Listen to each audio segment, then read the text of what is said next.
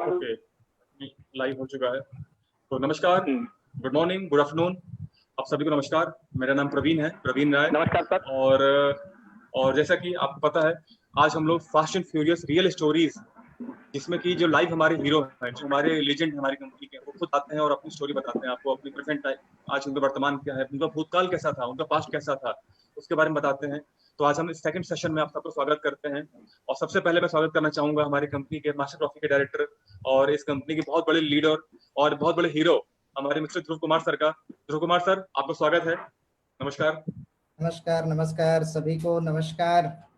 पूरा डिटेल के साथ में क्या सफर रहा, इस सफर में कितनी बाधाएं आए, किस तरीके से काम मैं किया, पूरे पूरे जानकारी के साथ मैं आप लोगों के सामने मैं आज बताने वाला हूं। और अब मैं स्वागत करना चाहूंगा हमारे कंपनी के सबसे मैं क्या कहूँ उनको, सबसे ज्यादा गुस्सैल आदमी को, जिनको गुस्सा बहुत जल्दी आता है, जो बहुत ज्यादा डांटते रहते हैं, बहुत ज्यादा, क्योंकि वो टीचर है। बेसिकली वो टीचर है और टीचर का धर्म होता है पढ़ाई से ज्यादा बच्चों को डांटना, क्योंकि मैंने भी पढ़ाई किया हुआ है। और सबसे बड़ी बात, आपने उनका नाम तो सुना ही होगा, उनका नाम है मिस्टर विजय रावल सर। सर, आपको स्वागत है। नमस्कार सर, नमस्कार। ऐसा नहीं होता है कि पढ़ाई कम और डांटना ज्यादा, ऐसा नहीं होता है। जो बच्चे होनहार होते हैं, जो स्टडी में अच्छी रुचि रखते हैं, उनके बारे में टीचर काफी रुचि रखते हैं। लेकिन जो बच्चे थोड़े शैतान के जैसे रहते हैं, शैतानी करते हैं क्लास में, तो उनको डांट कर सीधा करना पड़ता है। तो कभी कभी ये बात होती है, थोड़ा हाई टेम्पर हूँ, ये बात भी सही है, तो उसमें कोई गलत नहीं है। जो है वो बाय नेचर है। नहीं, लेकिन मुझे इतना पता है बच्चों को बहुत ज्यादा मारते हैं, मुझे पता है बच्चों को मारते हैं आप। कोई बात नहीं। तो चलिए, जैसा कि व्यूअर्स, आप सबको पता है कि जो हमारी जो फास्ट एंड फ्यूरियस जो थीम है, जो हमने थीम जो लॉन्च किया हुआ है, ये हमने अपने जो लेजेंड्स हैं, जो हमारी कंपनी की जो लेजेंड्स हैं, जिनको भी लगता है, जिनके पास एक स्टोरी है बताने के लिए, जिनको भी लगता है कि मेरे पास मेरा एक वर्तमान है, मेरे पास एक भूतकाल है, मेरे पास पास्ट है इस कंपनी में ज्वाइन होने से पहले, और मैं अपनी स्टोरी आपको बताना चाहता हूँ। मेरे पास एक वो स्टोरी है जो अगर आप लोग सुनेंगे तो मोटिवेट होंगे और अच्छे से काम करेंगे। तो उस प्लेटफॉर्म पर हम लोगों ने fast and furious real stories theme launch किया है, जिसमें कोई भी लीडर आकर के, कोई भी लीडर जिसको लगता हो कि उसके पास कोई स्टोरी है, उसके पास कोई रियल स्टोरी है, जिसको हम जब पब्लिक को बताएंगे तो वो मोटिवेट होंगे, जागरूक होंगे। तो आप सब लोग मुझे अपना पर्सनली नाम दे सकते हैं, मुझे नाम दीजिए और मैं उनको इस स्टोरी में इन्वॉल्व करूंगा। हम लोग इस प्लेटफॉर्म पे इनको इन्वॉल्व करेंगे। जैसा कि पिछली बार की तुलना में इस बार के पीछे बैनर देखिए, बैनर हमारा चेंज हो चुका है, हमारे नए लीडर आ चुके हैं। इस तरह हर बार इस हमारे पीछे बैनर में हर बार नए लीडर हमारे बीच आएंगे। तो आप सबको मैं बताना चाहूंगा, जिसके पास भी कोई स्टोरी है, जिसके पास भी को लगता है कि वो अपना नाम दे सकते हैं मुझको, तो मुझे ना पर्सनली व्हाट्सएप करिए और हम उनको अगली बार लेंगे। तो स्टार्ट करते हैं, बहुत देर ना करते हुए। ध्रुव सर, हमें स्टार्ट आपसे करूंगा, कंपनी के बहुत सीनियर पर्सन है और इस कंपनी में अगर इंडिया में बात करूं, अगर हम इंडिया में बात करें आपकी, इंडिया में आपने जिस तरह से शुरुआत किया, जो चैलेंज आपके सामने आया था, आप सबको पता है, पिछली बार साक्षी मैडम आई थी, उन्होंने बताया था कि कैसे शुरुआत में आपका इतनी प्रॉब्लम हुई, काफी लोगों ने धमकियां दी, प्रॉब्लम हुई, तो वो काफी कम मैम ने बताया था। मैं चाहता हूँ आप थोड़ा खुल के बताइए अपने इतिहास के बारे में, अपने वर्तमान के बारे में, कि कैसे इस कंपनी में आप सर्वाइव कर रहे हैं, इससे पहले क्या लाइफ थी आपकी। Please Dhruv sir.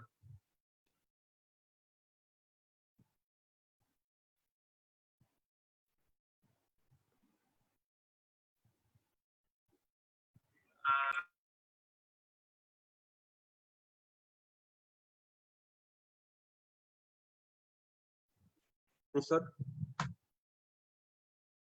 मे भी उनका कुछ शायद इंटरनेट प्रॉब्लम होगा, कोई बात नहीं। विजय सर, मैं आ गया, ध्रुव सर आ गए।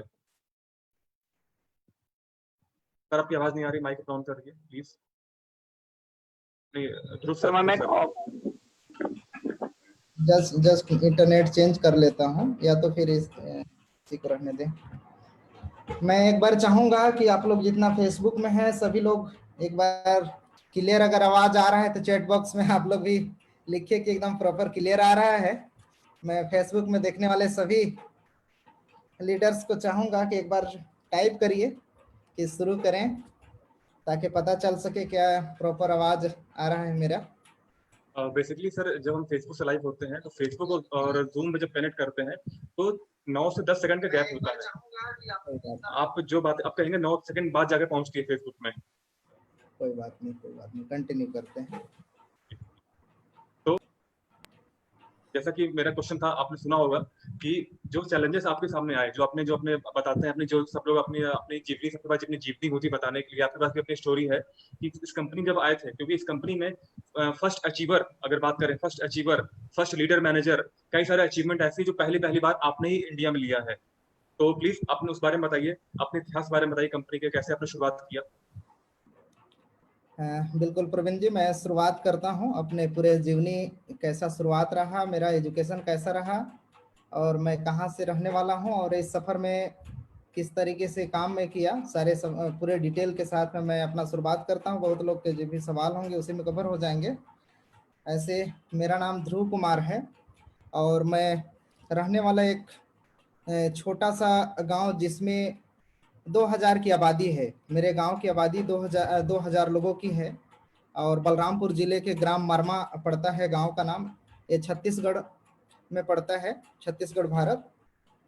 और मेरा मुख्य रूप से अगर भाषा हिंदी, अंग्रेजी, छत्तीसगढ़ी और भोजपुरी पूरी तरीके से आता है। मैं मुख्य रूप से 4 भाषा बोल पाता हूँ और रहने के लिए एक बोल सकते हैं मध्यम परिवार से हूँ। बहुत ज़्यादा भी एकदम बोल सकते हैं कि हाई परिवार से भी नहीं हूँ, एक मध्यम परिवार से उठ करके इस सफ़र में शुरुआत किया। और मेरे घर परिवार के भी थोड़ा अगर चर्चा करें तो टोटल हमारे फैमिली में 14 मेंबर हैं, 14 परिवार हैं, जिसमें हम लोग नाना नानी के घर में रहते हैं। और मेरे नाना नानी के यहाँ ही, क्योंकि मेरे मामा नहीं हैं तो नाना नानी के घर में ही, माँ सिंगल है तो नाना नानी के घर में ही रहते हैं और बाबा के घर में भी आना जाना होते रहता है। हम लोग चार भाई बहन हैं, जिसमें 2 भाई और 1 बहन है। दोनों भाई का शादी हो चुका है। बड़े भाई हैं, मैं सेकंड में हूँ, और छोटे वाले का भी शादी हो चुका है और मेरा शादी अभी तक नहीं हुआ है, तैयारी चल रहा है। और एक छोटी बहन है। दोनों भाई पढ़ाई लिखाई करने के बाद घर की खेती बाड़ी संभालते हैं, घर में ही रहते हैं अपने गांव में ही। और बहन को अपने साथ में ही रखता हूँ सिटी में। जैसे सिटी अभी रायपुर में रहना होता है तो यहीं पे साथ में रखते हैं उसको। और घर परिवार में इतना खेती बाड़ी है कि उतना में घर परिवार अच्छे से चल जाता है, जितना उपजाऊ हो जाता है हर चीज़। तो भाई लोग सब पूरी लगन के साथ करते हैं तो उसमें अच्छा उपजाऊ करते हैं, तो उसी से अच्छा चलता है। और मेरे माता पिता भी आना जाना करते रहते हैं, कभी शहर में कभी गांव में, इस तरीके से आना जाना उनका रहता है। और खेती बाड़ी कराने में पूरा सहयोग रहता है, पूरे घर परिवार देखने के लिए, पूरे घर चलाने के लिए। और अगर मेरा रुचि के बात अगर कहा जाए तो मेरा नए नए चीज़ों को सीखना, नए नए चीज़ों को जानना, इस पे ज़्यादा रुचि हमेशा से रहता है। और नए नए चीज़ों को सीखते रहता हूँ, जैसे यूट्यूब के माध्यम से, गूगल के माध्यम से। और यही है कि इसको खासियत बोल सकते हैं कि मेरा इस तरीके से खासियत है। अब मैं सभी तरह से लोगों के साथ घुल मिल कर रह सकता हूँ, सभी वर्गों के साथ रह सकता हूँ। कोई उसमें ऐसा नहीं है कि यहाँ एडजस्टमेंट नहीं कर सकते, यहाँ नहीं रह सकते। बहुत सारे लोग रहते हैं, सभी जगह एडजस्टमेंट नहीं कर पाते हैं, नहीं रह पाते हैं। मैं सब तरह से सिचुएशन को देखते हुए आगे बढ़ा हूँ, तो हर कंडीशन में रह सकता हूँ, हर जगह जा सकता हूँ, किसी तरीके से नहीं रहा है। इस तरीके से बोल सकते हैं। और मैं कोई भी काम को करता हूँ तो पूरी ईमानदारी से करता हूँ, अच्छे तन मन से करता हूँ, और नहीं तो करता ही नहीं हूँ। यही मेरी खासियत बोल सकते हैं। और मेरी कमजोरी की अगर बात करें तो मैं किसी भी मेंबर पे या किसी भी लोग पे आसानी से विश्वास कर लेता हूँ, यही मेरी कमजोरी है, जिसकी वजह से कई जगह मतलब काफ़ी नुकसान का भी सामना करना पड़ा है। और फिर भी लेकिन अभी भी कर लेता हूँ, ऐसा नहीं है। अब मैं शुरुआत करता हूँ अपने जीवन की कहानी कि किस तरीके से मेरा सफ़र रहा। और ऐसे मेरी 5वीं तक की पढ़ाई पूरा अपने गांव में ही हुआ, गिरिग्राम में। और 5वीं पढ़ाई करने के बाद मैं 8वीं तक की पढ़ाई के लिए एक मिशन स्कूल है मेरे यहाँ, वहाँ चला गया मैं। मिशन स्कूल में हॉस्टल है, हॉस्टल में, और 8वीं तक की पढ़ाई वहीं हुआ। और उस दौरान क्योंकि बाहर बहुत ज़्यादा दूरी नहीं भेज पा रहे थे, क्योंकि पैसे उतना नहीं हो पाता था कि घर वाले बहुत ज़्यादा बाहर भेज पाएँ।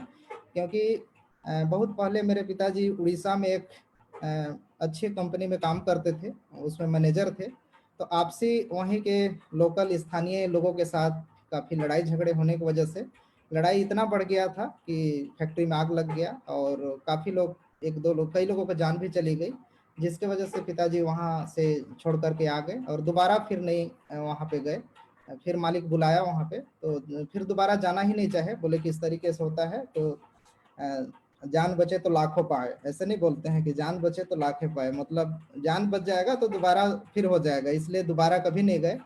जब मेरी पढ़ने की बात हुई तो सोचे कि अब क्यों ना कहीं कुछ शहर में कुछ काम किया जाए ताकि अच्छे से बच्चे की पढ़ाई लिखाई किया जाए। अब तो ज़्यादा कुछ मैं नहीं कर पाया, इस तरीके से मेरे पिताजी का सोच रहा और मेरे पढ़ाने पे ही पूरा फोकस किए और मेरी पढ़ाई 8वीं तक हुआ और वो अपने बोल सकते हैं कि नौकरी के तलाश में शहर की ओर चले गए।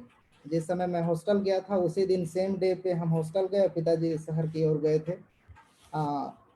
और इसके बाद मैं 8वीं तक पढ़ाई अच्छे से हुआ और मेरा रुचि काफ़ी अच्छा रहा है मैथ में शुरू से ही, क्योंकि मैं दूसरी था उसी समय से मैं अच्छा मैथ में बहुत ज़्यादा मतलब ध्यान केंद्रित करके रखता था। और जैसे 8वीं की परीक्षा उत्तीर्ण किया अच्छे नंबरों से, फिर हुआ कि कोई अच्छे प्राइवेट स्कूल में इसको किया जाए ताकि अच्छे से पढ़ाई कर पाए, लेकिन उतना पैसे नहीं होने की वजह से अच्छे स्कूल में नहीं दाखिला दिला सके।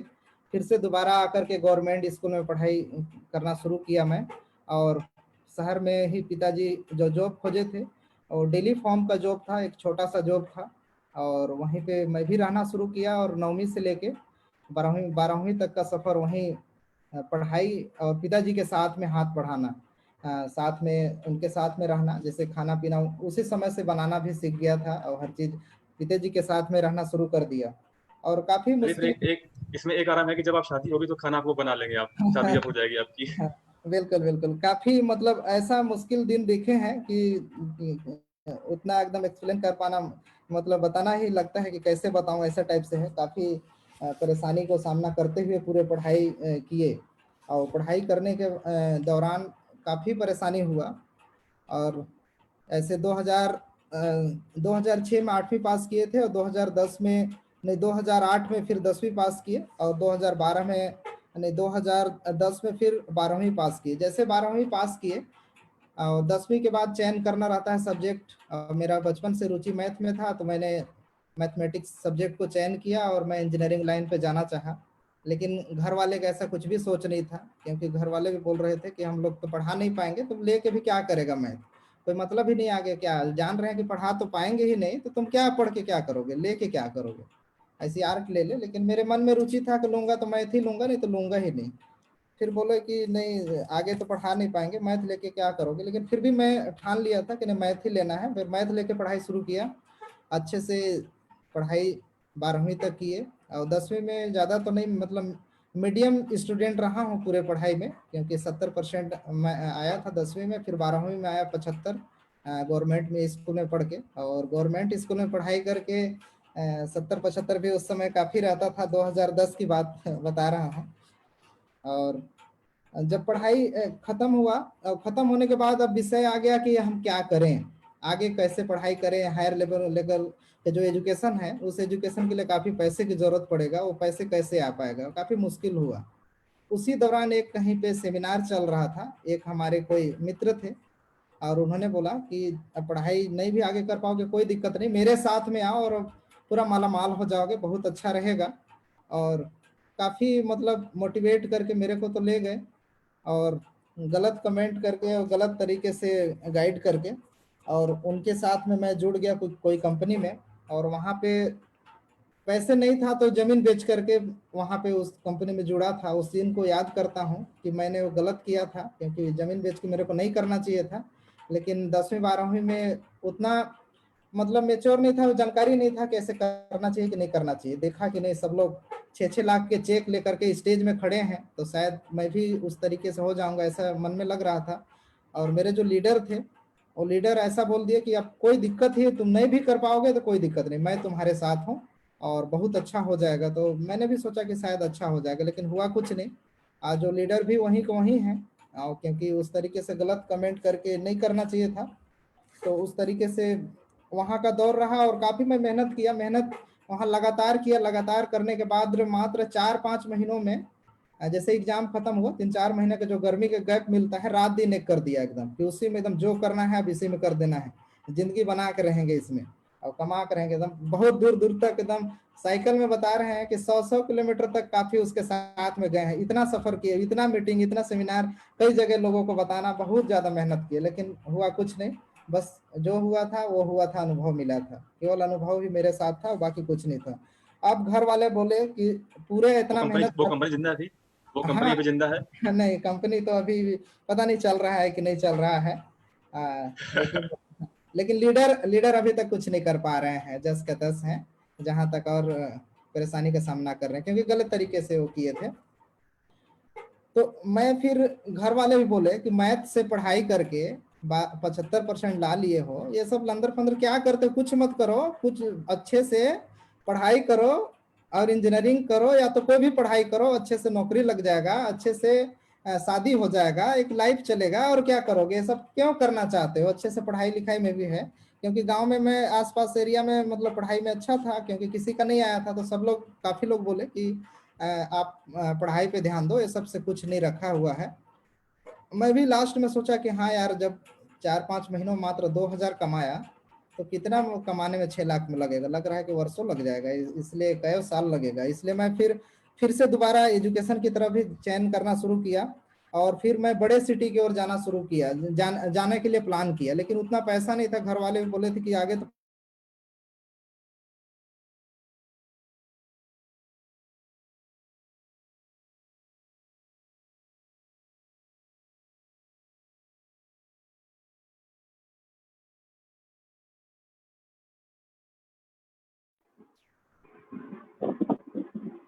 रविंद्र सर,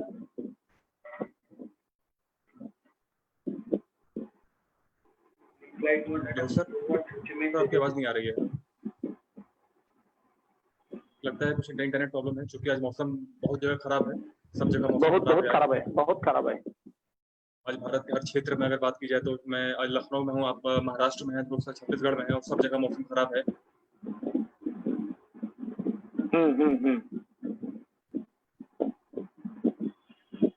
ठीक है सर, विजय सर मैं आपसे स्टार्ट करना चाहूंगा, तो जब तक दोस्त रहेंगे वो दोबारा फिर कनेक्ट करेंगे। तो विजय सर, सबसे पहली बात तो जैसे अभी मैंने बोला, अच्छा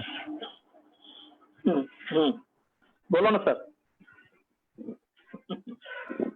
ध्रुव सर अभी अच्छा बता रहे थे, और मेरे लिए खुशी की बात ये थी कि मुझे तो सुनने को मिल रहा था। तो वैसे तो हम 2018 से मैं उनके साथ कनेक्ट हूँ।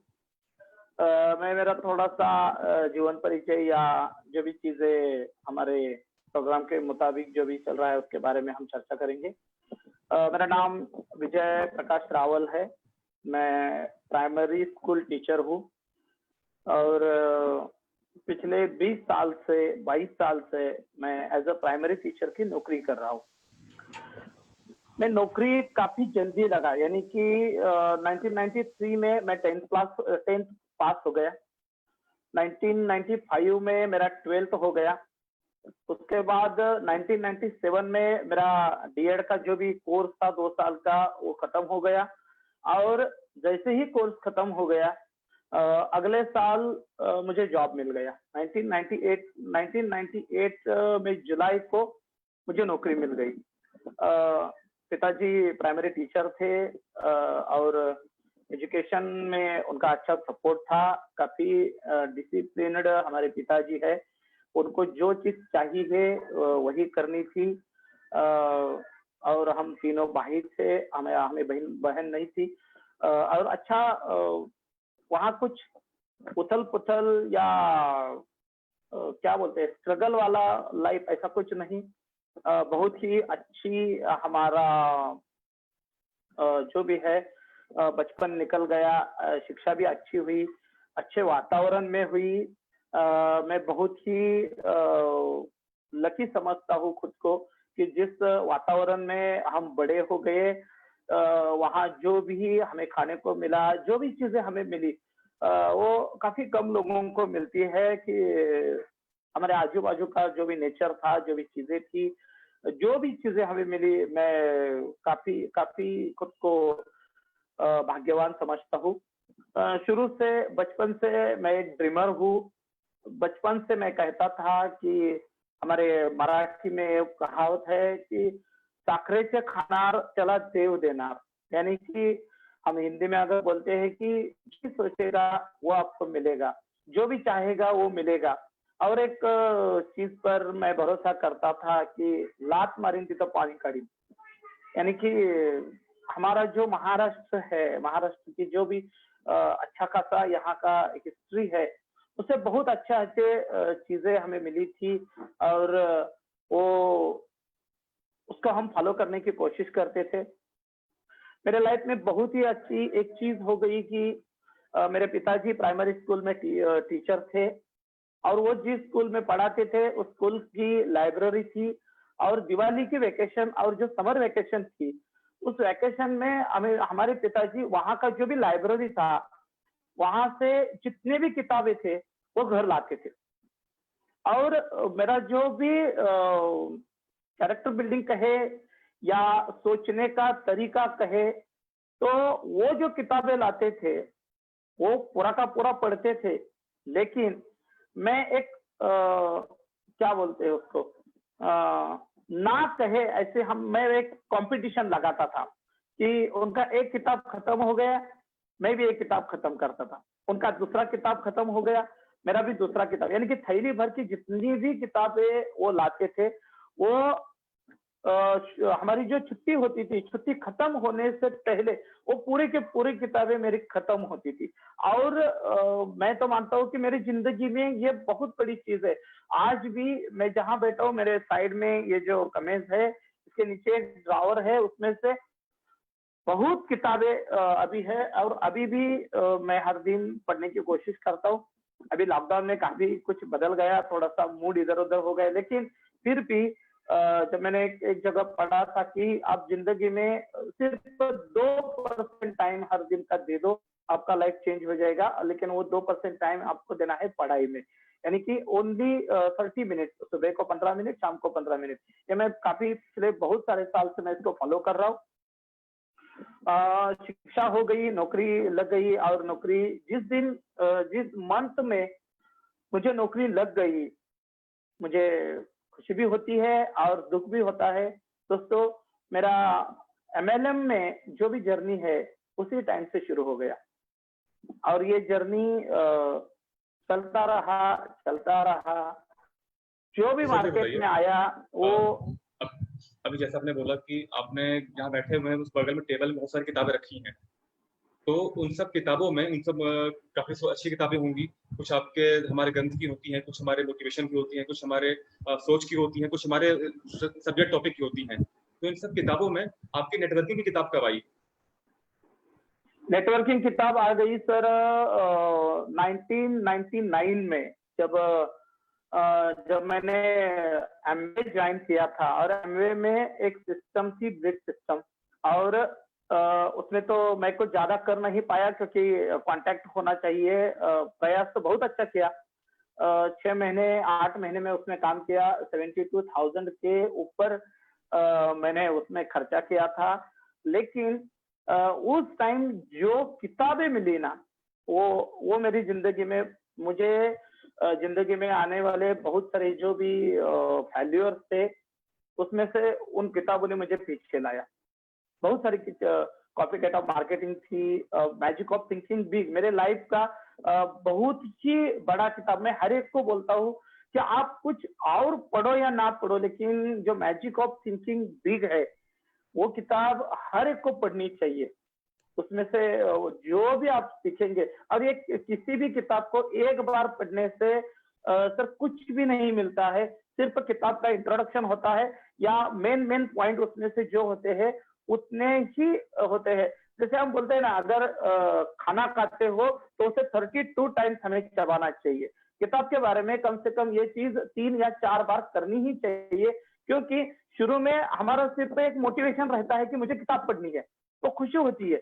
लेकिन किताब के लेखक ने जो चीजें उसमें दी है, उसी के साथ हम इतना आसानी से इंटरेक्ट नहीं होते हैं, क्योंकि उन्होंने जिस मेंटेलिटी लेवल पर उसका लेखन किया है वहां तक पहुंचना आसान नहीं होता है।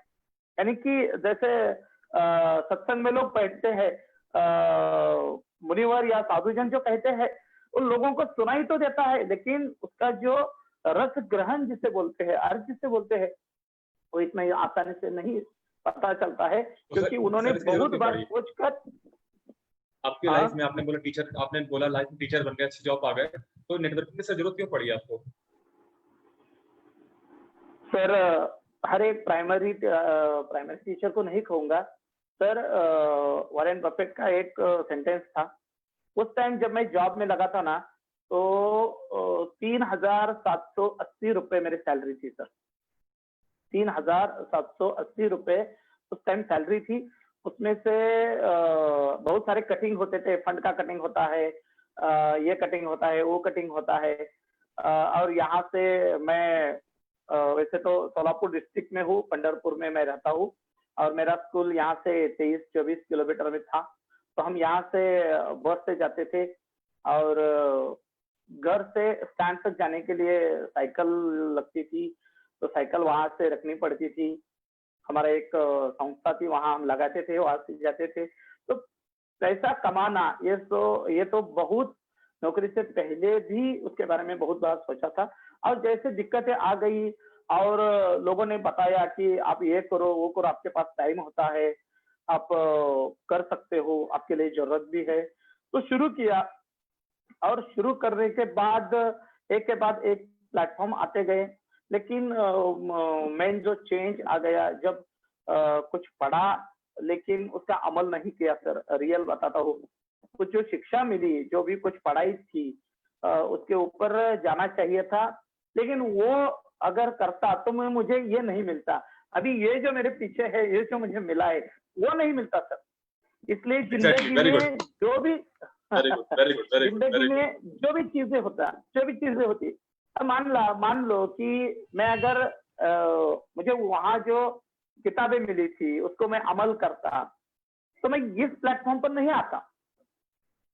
तो वो किया, वो देखा, परखा, जाना, लेकिन उसके बाद ऐसे कुछ प्लान्स जिंदगी में आ गए कि हम बोलते हैं उसमें पूरी की पूरी वाट लग गई। जो वो इन्वेस्टमेंट प्लान थे गलत थे, लेकिन लालच बहुत बहुत बुरी बला है। और ये जब आप एक्सपीरियंस आते हैं जिंदगी में, तो उसके बाद भी पता चलता है कि आपने कितनी मिट्टी खाई है। लेकिन मेरे साथ ये अच्छा हुआ सर कि मैंने किताबों को नहीं छोड़ा। उस टाइम भी बहुत बड़ा मेरे साथ क्राइसिस हो गए थे, 2008, 9, 10, 11। लेकिन उस टाइम मैंने एक आदत डाली। मेरे यहाँ से सांगली 120 किलोमीटर है। मैं घर पर कभी नहीं बैठता सर। मैं जो भी मुझे वीकली का जो भी मुझे हॉलीडे मिलता था, हमारे यहाँ से रेलवे होती थी, मैं सुबह रेलवे में बैठता, उधर पहुंचता, दोस्तों के साथ दिन भर गपशप करता, उनके साथ बैठता, इधर उधर की बातों पर हम चर्चा करते और घर आता। और इस बीच मैंने कुछ नहीं किया सर। इस बीच मैंने बहुत सारी किताबें पढ़ी, समझा, मार्केट को देखा, खुद को फिर से रिफ्रेश किया। और मैंने बहुत सारे दोस्तों को, जब मेरे साथ एक क्राइसिस हुआ था, उसके बाद मैंने सभी मेरे दोस्तों को एक मैसेज डाला था कि I am broken, I am completely collapsed, and when I will be refresh, my first message will be for you. ऐसा मैसेज करके मैंने सबको साइड में रखा था। उसके बाद क्रिप्टो करेंसी के बारे में बहुत अच्छा एक जगह से नॉलेज मिला। बिटकॉइन के बारे में सुना, क्रिप्टो करेंसी के बारे में सुना, और स्टडी करता गया। स्टडी करने के बाद भी एक प्रोजेक्ट मुझे मिला था, उसमें भी अच्छी शिक्षा भी मिली, अच्छा इनकम भी मिला, लेकिन वो भी उतना नहीं चला था। वो भी भगवान की देन है कि वो भी नहीं चला था। अच्छा है, जितना मेरे लाइफ में जितना भी वहां से मिलना था वो मिल गया। लेकिन उसके बाद जब अप्रैल 1998 में मेरा एक फेसबुक पर फ्रेंड था, उन्होंने मुझे अपना जो इनोवेटिव ट्रांसपोर्ट सिस्टम था उसके बारे में उन्होंने मुझे बताया था। और सर यहाँ हम बोलते हैं कि हमारा सक्सेस क्या है, तो मैं जो भी बंदे इस कंपनी के अंदर, इस प्लेटफॉर्म के अंदर, इस ऑर्गेनाइजेशन के अंदर काम करते हैं, दोस्तों आपको ये कंपनी मिली है ना, यही आपका सक्सेस है, यही आपका बड़ा अचीवमेंट होगा। क्योंकि ये बहुत सारे लोगों को ये मिला है, लेकिन उनको पता नहीं चला कि यार ये क्या है। जैसे कि किरण के बारे में बोलते हैं कि कस्तूरी उनके यहाँ होता है, लेकिन उसका जो गंध होता है, उस गंध की वजह से जो भी वास होता है, उसका स्मेल होता है, उस स्मेल को हर जगह ढूंढता रहता है। बहुत सारे लोगों के साथ मैंने भी बहुत सारे लोग थे जो यहाँ काम करते थे, लेकिन वो लोग नहीं रहे। मैंने दो ही चीजें की सर, मैं मेरे टीम को, मेरे दोस्तों को भी वही बताता हूँ कि दो ही चीजें आप करो, एक है कंसिस्टेंसी और दूसरा है फोकस। आपको जरूर सक्सेस मिलेगा। और ये विजय रावल का रूल नहीं है। मेरे जो गुरु है सर श्री तेज पारखी गुरु है, उन्होंने ये, उनके यहाँ जब मैं 5 दिन का कोर्स करने गया था, उसको महानिवासी शिविर बोलते हैं, तो उन्होंने वहाँ उनकी जो भी लेसन है उसमें उन्होंने 2 चीजें बताई है कि आपका घर के बाहर का जो पेड़ है वो देखो, और उस पेड़ को आप लगाओ, इस जून महीने में लगाओ, और आने वाले 3 साल के बाद उसके पत्ते मुझे गिनकर आप बताओ। पॉसिबल है क्या सर? बिल्कुल नहीं है। और उस पेड़ को क्या परेशानी होती है सर? हर ऋतु का उसके ऊपर परिणाम होता है, यानी कि वर्षा है, ठंड है, गर्मी है, और हम जो कुल्हाड़ी उसके ऊपर चलाते हैं वो भी उसको दिक्कत है। यानी कि इतनी दिक्कतें होने के बाद भी 2 साल के बाद, 3 साल के बाद किसी भी पेड़ के पत्ते हम गिन नहीं सकते हैं। इसका एक ही कारण होता है, वो कंसिस्टेंसी बढ़ता रहता है। और दूसरा मैं मैग्नीफाइंग ग्लास का जो भी एग्जांपल है सर, ये चीज मुझे मिली ना शुरू में, इसके बारे में इतना मैं सच बोलता हूँ कि इसमें इतना कॉन्फिडेंस नहीं था, लेकिन जब वेबसाइट देखता था और वेबसाइट में न्यूज सेक्शन में जाकर मैं पीछे स्क्रॉल करता था, तो वहां बहुत सारे न्यूज मिलते थे, और बहुत सारे लोगों के जो भी वीडियोस वगैरह जो मिलता था, उनके देखता था कि वो 3 साल से 4 साल से लोग करते हैं। अभी मेरे भगवान इस मीटिंग में है। आज कंपनी मैनेजमेंट को मैं लाख शुक्रिया अदा करना चाहूंगा, या ऐसी अपॉर्चुनिटी और किसी को मिलेगी या नहीं मिलेगी, यहाँ मैं हूँ, और जिसने भी मुझे ये प्लेटफॉर्म दिया है, और मेरे गुस्से के शिकार भी मिस्टर ध्रुव कुमार सर बहुत बार बने हैं। और वो गुस्सा मुझे कुछ चाहिए इसलिए नहीं था सर, मुझे क्या चाहिए था? मुझे सिर्फ नॉलेज चाहिए था, मुझे सीखना था, मुझे ये कैसे करना है ये जानना था। सर मुझे आज भी याद है, मैं ऐसे बैंक के नीचे खड़ा था और मैंने बोला था, सर क्या है कंपनी, क्या है, कब तक चलेगी? मेरा वही सेंटेंस था। आपको क्या लगता है? तो ध्रुव जी ने मुझे एक ही सेंटेंस बताया था, और मेरे कान में वो तेल डालने की जैसा आज भी मुझे याद है। सर जी ने बताया था, आप सिर्फ आपकी रैंक बढ़ाओ, एक कंपनी आपको उस टाइम पता चलेगी। उसके बाद मैंने सर को इसके बारे में कभी ये नहीं किया, और ध्रुव जी ने मुझे जो हेल्प किया है वो मैंने खुद को कभी नहीं किया है, क्योंकि हेल्प लोग, इस हेल्प की भाषा लोग सिर्फ ये देखते हैं कि क्या मुझे फाइनेंशियल हेल्प होगी। मैं तो किसी से फाइनेंशियल हेल्प की कभी उम्मीद नहीं करता, और करना भी नहीं चाहिए, क्योंकि अभी इस टॉपिक पे आऊंगा। अभी हम लोग बात कर रहे हैं अपने पास्ट के बारे में। आपने पास्ट अच्छा बताया आपने कि कंसिस्टेंसी फोकस, मतलब अगर हम एकाग्र होकर के फोकस कर ले जाएं तो वाकई में टाइम बीतता है, समय लगता है, लेकिन जब हम उसको जो टाइम पार हो जाता है, अच्छे में इसको रिजल्ट मिलता है। काफी अच्छा आपने बताया कि कैसे आपकी उन किताबों की लाइब्रेरी में नेटवर्किंग की किताब भी आ गई और जिसने आपकी लाइफ चेंज किया। Very good. अब मैं आना चाहूंगा हमारे वर्तमान के बारे में, कि हम प्रेजेंट टाइम पर। तो स्टार्टिंग करूंगा ध्रुव सर से मैं। ध्रुव सर प्लीज अपना माइक ऑन करिए, और माइक अपना ऑन करिए। और आपने कंपनी को देखा, जैसे आपने पहले बता रहे थे कंपनी स्टार्टिंग से आपकी क्या स्ट्रगल किया आपने जब आपको कंपनी मिली, तो उसके बीच बाद आपके पर काफी सारे यहाँ चैलेंज आए होंगे, काफी सारे आपने चीजें ऐसी फेस की होंगी जो वाकई में अब तक कई लोग नहीं जानते हैं। मेरे ख्याल से आज इंडिया में 3.5 से 4 लाख पार्टनर हैं। 3.5-4 लाख पार्टनर में से 400 लोग भी वो बातें नहीं जानते होंगे, जो बातें जो फेस आपने किया है। इवन आपके जो आपके बहुत ज्यादा करीबी होंगे वो भी नहीं जानते होंगे कि क्या मेंटली प्रेशर अपने ऊपर लिया होगा कंपनी को स्टार्ट करने पर, क्योंकि सब आपका नाम हर जगह प्रमोट हो रहा था, कुछ भी होता कंपनी के पास, कुछ भी प्रॉब्लम आती तो सब कहते ध्रुव ध्रुव कुमार जी से मिलो, ध्रुव कुमार जी से मिलो। तो बहुत कुछ चैलेंज आपके ऊपर थे, तो सर प्लीज थोड़ा बताइए उसके बारे में। बिल्कुल बिल्कुल कंटिन्यू करता हूँ। और नेटवर्क प्रॉब्लम के वजह से थोड़ा सा पास्ट का बच गया था, मैं चाहूँगा कि उसको भी कंटिन्यू कर दूँ, इसके बाद फ्यूचर में आना सही रहेगा। और क्योंकि मैं बता रहा था कि पढ़ाई जैसे ही चल रहा था, मैं पढ़ाई अभी पहुंचा ही था, पढ़ाई के बाद इस कंपनी का में पहुंचेंगे। तो सबसे पहले पढ़ाई का सफ़र किस तरीके से रहा, वहाँ पे मैं पहुंचा था और इंजीनियरिंग की पढ़ाई मैं करना चाहता था। मैं सिटी जा चुका था, लेकिन फॉर्म नहीं भरने की वजह से इंजीनियरिंग फॉर्म पीईटी के जो होता है प्री इंजीनियरिंग टेस्ट, उसमें नहीं बैठ पाया था 2010 में। और फिर मैं ट्यूशन पढ़ाना वहीं से शुरू किया। 2010 में ट्यूशन पढ़ाना शुरू किया और ट्यूशन के माध्यम से पैसे बचा करके उसको खर्च नहीं करता था, उसको सही जगह पे रख करके, और उसमें बुक भी खरीदता था और उसी से पढ़ाई भी खुद से किया।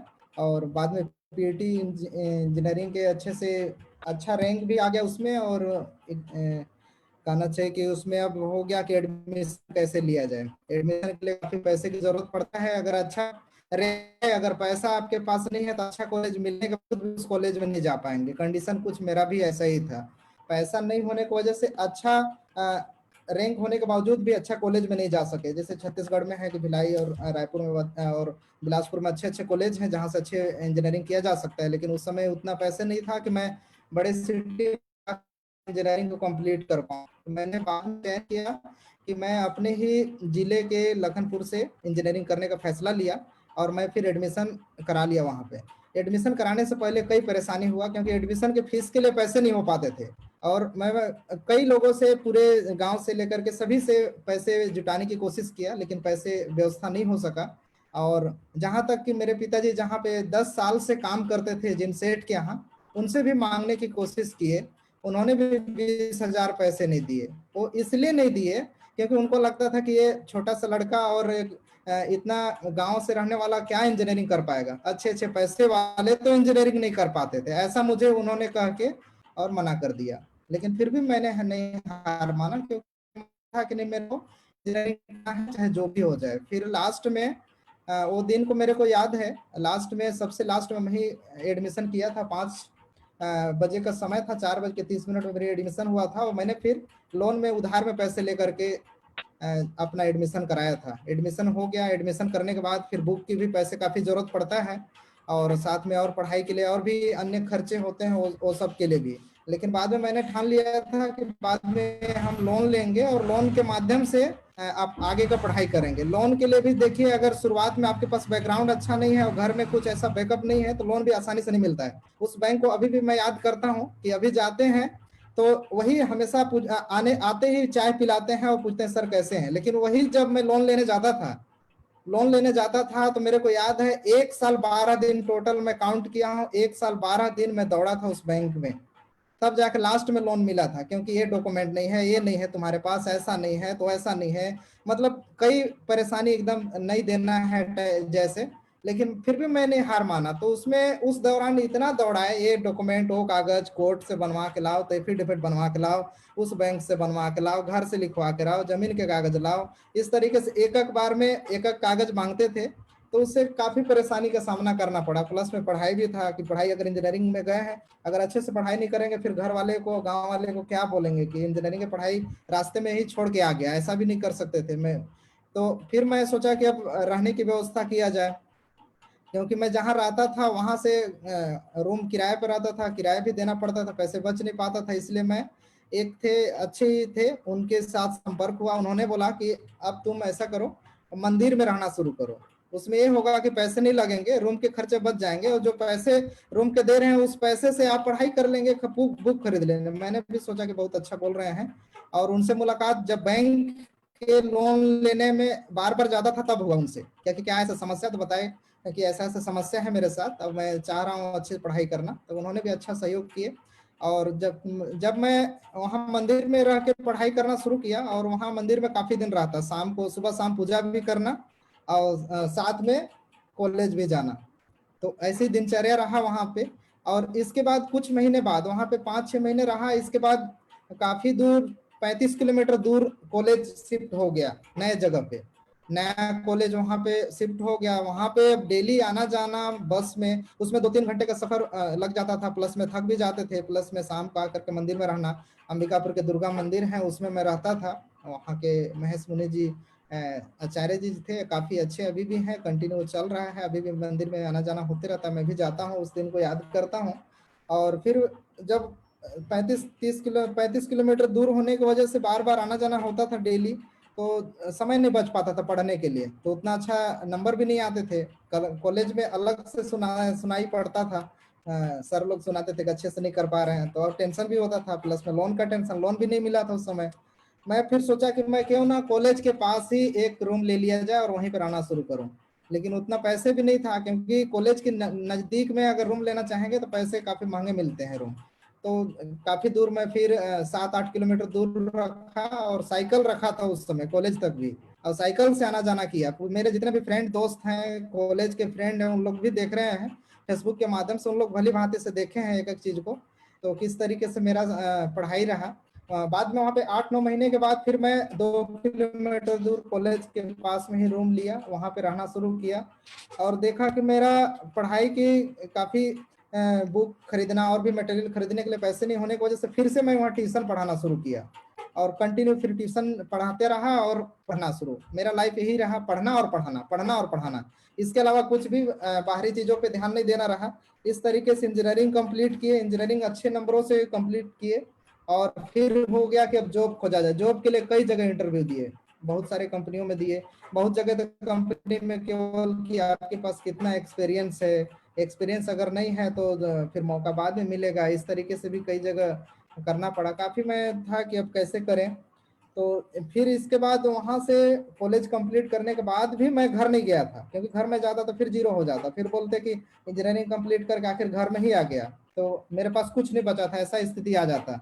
तो फिर मैं ट्यूशन कंप्लीट पढ़ाई करते करते 2015 का बात बता रहा हूँ, 2011 से लेकर 2015 तक इंजीनियरिंग का सफ़र रहा, और इस दौरान का समय जो रहा उस समय का चर्चा मैं बता रहा हूँ, आप लोग समझ पा रहे होंगे। तो इंजीनियरिंग जैसे कंप्लीट के बावजूद भी मैं ट्यूशन पढ़ाना कंटिन्यू रहा है, और इसके बाद फिर अंबिकापुर शहर में रहना शुरू किया, और वहाँ मेरे एक बहुत अच्छे थे पैकरा जी, राम लखन जी पैकरा, उनके साथ में रहना शुरू किया।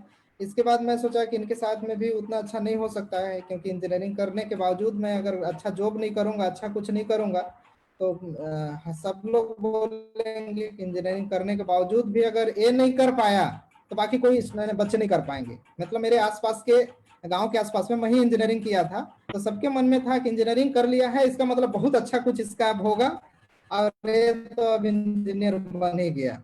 अगर मैं नहीं करता कुछ भी तो सबके मन में होता कि पढ़ाई लिखाई मत कराओ, उतना होनहार और अच्छा मेहनत करने वाला अगर बच्चा नहीं कुछ कर पाया तो हमारे बच्चे कैसे कर पाएंगे। तो मन में ऐसा था कि मैं पीछे पीछे मतलब मुड़ना नहीं चाहता था, कि अगर पीछे मुड़ूंगा तो फिर बोलेंगे कि पढ़ाई करके फिर घर में आके बैठ गया, अब क्या करेगा। तो ऐसा स्थिति आ जाए। फिर मैं वहां से मैं बोला कि एक दूसरे जगह मैं फिर जॉब की तलाश किया, तो एक एनजीओ आभास एनजीओ था, उसमें मैं फिर उसमें एनजीओ में मैं काम करना शुरू कर दिया। वहाँ भी अच्छा, बहुत अच्छा रहा एनजीओ में, और एनजीओ ने अच्छा सपोर्ट किया, और एनजीओ में ज्वाइनिंग किया था 15 सितंबर 2020 को, अरे 2016 को, सॉरी 20 में बोल दिया, 16 को, 15 सितंबर 2016 को किया, और वहाँ पे चीफ मैनेजर के रूप में अच्छा मैं प्रमोट किया, अच्छा काम किया। और उसी के दौरान में 2015 से 17 तक वहीं रहा, और उसी दौरान मेरे को 2017 नवंबर में इस अपॉर्चुनिटी की जानकारी मिला, वो भी ऑनलाइन के माध्यम से। क्योंकि इसके दौरान मैं ऑनलाइन बहुत सारे कंपनियों में और भी काम किया, क्योंकि ऑफलाइन तो कर नहीं पाता था, तो ऑनलाइन कई जगह काम किया, और काम के दौरान मतलब कई जगह प्रॉफिट, कई जगह नुकसान, इस तरीके से हुआ।